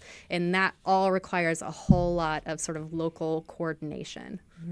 Wow. Yeah. So is it the first of many to come, or are we a one and done? We are hoping it will become a serial. I will tell you, in speaking with the Navy, the weekend, our announcement about Fleet Week Houston came out on a Friday. And that weekend, the Navy was inundated with interest calls. People were so excited. This is not only the first one for Houston, but it's the first one for Texas. And there was so much excitement, and it has been such an easy process, sort of with the infrastructure we have here for large events. They've already said, if this one is a success, which I feel certain it will be, then we'll be put in the regular rotation. Probably it won't be an annual event like it is in New York. Most Fleet Weeks are biannual or every 3 years, but I think if this one goes well, then we can look forward to many more Fleet Weeks in Houston. Now, Rita, is there any way, perhaps somebody's listening to this, like as I sit here, I think of my cousin, Andrea de la Garza, who was in the Navy and she served in the Navy. And, is there any way people that might have family members that have served can also honor them? Or how does that work at all? Like go to the events? Was that what you would recommend? I would. And what I have found, because we actually went and visited a couple of other Fleet Weeks in the run-up to planning ours, and it is actually really special for those sort of multi-generational families to plan ahead and go do ship tours together or visit the expo that we're planning for downtown together to sort of it provides a springboard for conversation. A lot of the older generations of service members in particular have talked less about their service, but when you have assets right in front of you, what they have found is it actually triggers conversation from uncles, aunts, grandparents about this is what life was like when I was doing this. You keep talking about all the events that are going to happen, and I at first feel a little overwhelmed, and I'm looking at your website, and it's broken up, and there's so many different things from Fleet Week at St. Arnold's to music to receptions to dances to expos to drone shows. But you laid it out in a way that doesn't feel overwhelming, which I appreciate looking. There's even a 5K run. Right. There's a lot going on. How do you suggest people navigate in and figure out what they're going to see and not see? And how do you make sure you get the most out of it without missing what you don't want to miss? That's a great question. So I think it's thinking about, so the calendar on the website is broken out by date. That's one way to look at it. If you have only the weekend available, then you probably want to focus on those events. But it's also, I want to see the airplanes, I'm headed to Ellington. I want to focus on the Marine Corps, I'm headed to Sylvan Beach. Yep. I want to see a little bit of everything, I'm headed to the Expo because all of the services will have something there. And there will also be a lot of special Houston flair in the Expo, like the Dynamo and the Rockets and the Rodeo will all be there to sort of engage in that conversation with the services. If you love music, so the Navy is bringing several band assets, and every one of those concerts includes a Navy band performance. If that's of interest to you, then definitely that's something that you should check out. So Kevin on YouTube says, first Fleet Week for Texas? Makes sense. Take that, Dallas. I don't guess there's anything in Dallas. If it's hard to get boats in Houston, it's definitely hard to get boats in Dallas. San Antonio, and they're all right there on the Riverwalk. That's right. That's right. So, but we are lucky. I'm sure Galveston wants a piece of this. Is there any chance that there's going to be anything going on down at Galveston? The Parade of Ships will have a viewing point on Pelican Island, and we're working with the City of Galveston, Texas A&M Galveston, a couple of other key stakeholders down there to plan a viewing party, because that is actually going to be the best vantage point to see that parade of ships when they're coming in. And then we've also, like I said, tried to have some activities that are in those southern communities in Kemah, in Seabrook, so that people have easier access from Galveston. But we really have focused sort of up in Houston, since the port is kind of the centerpiece of our Fleet Week. And did you say the Texas Navy is playing a role? They are. In fact, the Texas Navy is one of the hosts of that viewing party at Seawolf Park. There you go. Well, there you go, Admiral Billingsley. Admiral Billingsley, absolutely. Right. Reda Hicks is a co-chair of the organizing committee for Fleet Week Houston. Reda, thank you for joining us today on Hello Houston. Thank you for having me. And one more time, where can people go?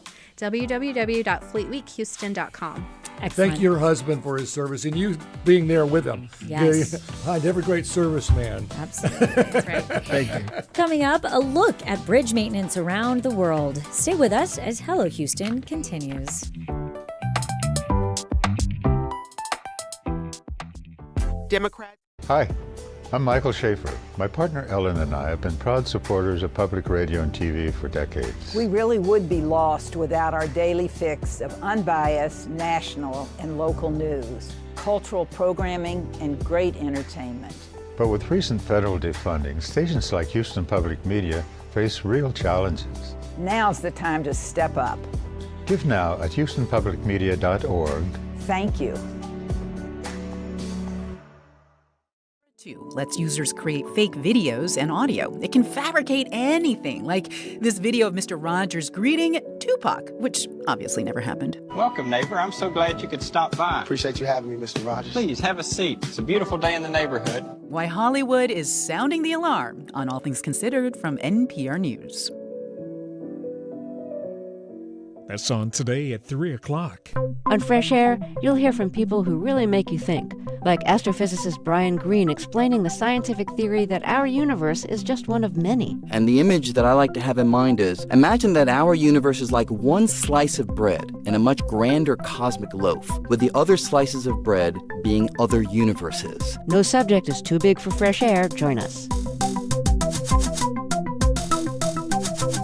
Fresh Air, weekdays at 8 p.m. on News 88.7. Support for Houston Public Media comes from Good Reason Houston, working to ensure every child in every Houston neighborhood has access to a strong public school that prepares them for opportunities and a living wage after graduation. More at goodreasonhouston.org.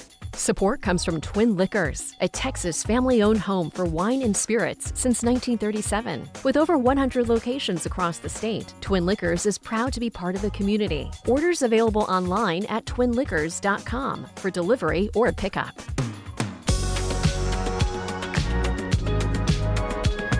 And now back to Hello Houston. To comment on today's topics, call or text 713-440-8870 or email us at talk@hellohouston.org. Now here's Ernie Manous, Celeste Diaz-Sherman, and Frank Billingsley. In a study of 744 bridges from around the world, a University of Houston researcher and an international team found that structures in North America have the poorest conditions, which include Fred Hartman Bridge in Baytown, Texas, Rainbow Bridge in Port Arthur, Texas, Sidney Sherman Bridge, Houston, right here. Fortunately, they've come up with a solution that could change how infrastructure is protected worldwide, to use a satellite monitoring to detect issues with these bridges before disaster occurs. To tell us more about this solution, please welcome Pietro Milillo, Associate Professor of Civil and Environmental Engineering at the University of Houston. Pietro, welcome to Hello Houston. Thank you for having me. And if you have a question, you can give us a call or send us a text at 713-440-8870. Now, when we drive over a bridge, how confident and what can we know when we're driving over that this bridge is safe? Well, for sure, we have legislations and systems in place that make sure that our infrastructure system, bridges and roads are safe, state-of-the-art. This is just about introducing a further layer of safety in a different way that's never been done before. Interesting. Well, I think it would surprise people that the Fred Hartman Bridge is on that list. But it wouldn't surprise me to know that a lot of bridges in Texas are on that list because our infrastructure is, it suffers. We have so many bridges. How do we keep them all in tip-top shape without a lot of money? right? So first of all, the Fred Hartman Bridge is one of the safest because it has a structural health monitoring system in place. It's a ground-based sensor that is in place based on acoustic monitoring. That's because it's been built between 86 and 95, so it's relatively recent. The reason why most of the U.S. bridges in the world are at risk is because they're aging. In the United States, we have some of the oldest bridges in the entire world built between the 50s and the 70s. And just because they are aging, the material is degrading, corrosion, and so on, they are at a higher risk. And you're right, the cost for maintenance, it's very high. And current state-of-the-art inspection, they could visit, we have engineers, boots on the ground, sometimes depending on the legislation, within 6 months, every 6 months or every 2 years, depending on the state of the bridge. And what we're proposing here is that we would like to use satellites that are usually used for monitoring volcanoes, earthquakes, glaciers. We want to apply and use them for public safety and increasing the resilience of the infrastructure system. That's why the idea of working on bridges, long-span bridges, especially here we looked at bridges that are longer than 500 feet. So take me inside a little bit how this exactly works, how satellite, I guess it's satellite imagery, looking at these bridges, and through, I'm assuming, some sort of AI technology processes all this data to be able to alert you to where there may be issues. Am I right or wrong on this? Right. So AI is part of it. Like this study focused on some of the students that have been advising in the University of Delft in the Netherlands and the UK University of Bath. So what the students did is looking at, first of all, the catalog of global bridges, and then understanding how many points we usually have in average in areas that we know covered by data, and then extrapolate that all over the world. And for doing that, we used AI. So that's the role of AI in the in our study. So when you're looking at these bridges and such, and I'm assuming because you can do it through satellite and with computer and technology, you can hit more bridges much more effectively than you can, as you said, with boots on the ground and at a much lower cost ultimately. So then what are they recognizing, noticing, seeing? Is it more an understanding of the historic wear out of a bridge and what happens, or are they looking for specific signs of the deterioration? So right now we're looking at deformation because this radar satellite called synthetic aperture radar can measure displacement across the bridge, and the accuracy of these sensors nowadays reaches. We have accuracies. We can measure if something changes of an order of a thickness of a credit card. We can measure it from space. Wow. So they're very, very precise and accurate. And what we are proposing is that we would like to complement the existing state-of-the-art. So when we have a ground-based system, like in Hartman Bridge, we're good. But we could complement this for bridges that are too old to be retrofitted. We can just monitor them using satellites. And we can provide measurement all over the world every 12 days. So now to do this, we need satellites. And we need specific satellites that use radars. And we're lucky because a couple of weeks ago, NASA launched NISA, which is a synthetic aperture radar that will be perfect for this kind of study. So this is kind of a precursory study. We kind of wanted to look at... So we don't already have the satellites we need. We do. We do. Oh, they're already up there? Yes. It was launched a couple of weeks ago. It was launched from NASA. It's a huge effort, and it's now going to be operational in the next couple of months. What we're proposing here is a strategy to use this taxpayer funding that has been spent to study geophysics, glaciers, natural hazards, and to improve the safety of our infrastructure system. So when you talk about the satellites and you're looking also at funding, how does that work? Who essentially takes on the burden of the finances of it? Right. So if we look at costs of these satellites for U.S. taxpayers, let's make an example of NISA. When you average things out for every taxpayer is paying the same amount, NISA costs a cappuccino, so between $5 and $7. And we're paying a cappuccino once, and then you can use the satellite for about 3 years, up to 10 years. These satellites tend to last even 15 years. So it's a huge return on investment. So right now we have the sensor in space. Now it's about implementing a system that automatically would provide feedback to operators with boots on the ground. Do you just need this one satellite, or do you need multiple satellites? Well, we theoretically, the more the better. So, but again, even with this satellite, we'll be able to observe infrastructure every week, an average, sometimes every 2 weeks. And so this gives you the idea on with how much little we could do, so much in terms of saving infrastructure, cost, saving benefit. Yeah. Exactly. So take me through this again then. So it's constantly monitoring these bridges, and as they notice deterioration, they would then alert that this is a problem area, and then you could have your boots on the ground go there, look at it, or know to repair it, or to pay closer attention to it as we're watching the degradation of these bridges. Do I have this right? Correct. So we can measure deformations. We cannot measure things such as rusting. That's a different kind of technology. So everything that moves can be monitored. And then, yes, we could trigger alerts. To give you an analogy, right now, ground-based inspection every 2 years is just we are checking our heartbeat every 2 years, and then we want to try to predict if we're going to have a heart attack tomorrow. The equivalent is we can wear these watches that measure heartbeat every second, every minute, and there have been cases on live where these watches basically save your life, and people have been prompted to go to the emergency room before they got a heart attack. They've been saved by their watches. What we want to do is exactly the same, but for our infrastructure system. Now, I want to take it even a step further. I mean, we know that the most recent bridge collapse here in the U.S. was the Francis Scott Key Bridge in Baltimore, Maryland. Now, I understand that was obviously from a ship container that hit it. Is there any way that you all could also even monitor down to preventing something, not just from natural corrosion, but an accident happening?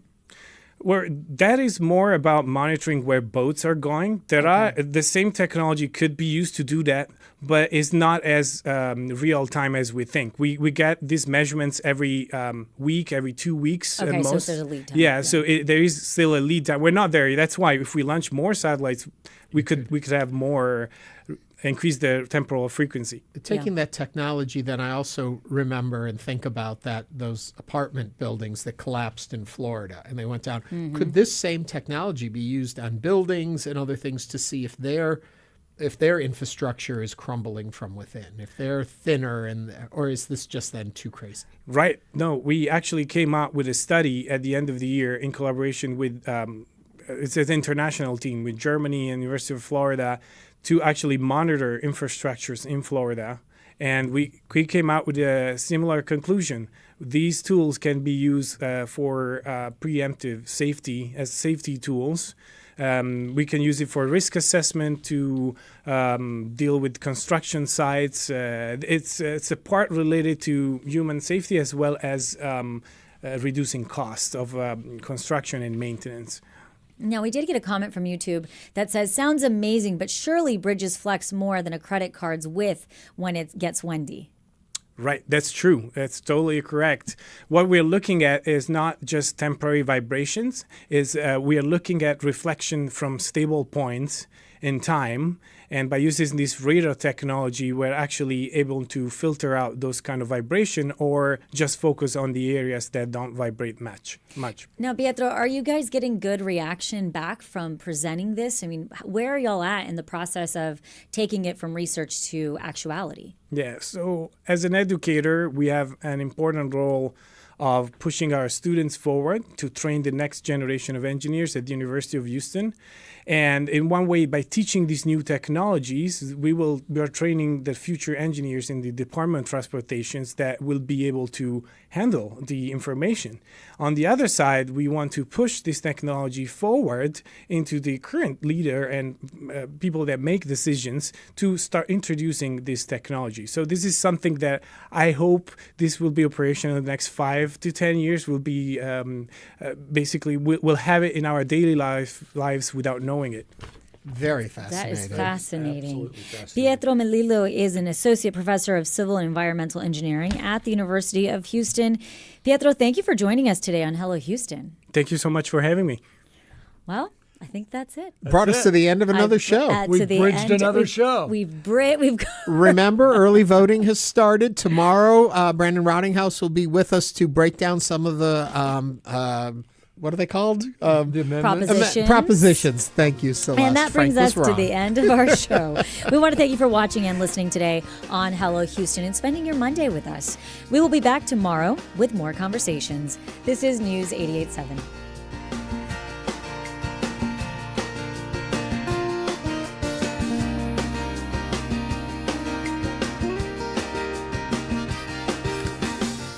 Thanks for listening to Hello Houston. Join us every Monday through Friday from 11 a.m. to 1 p.m. to talk all things Houston.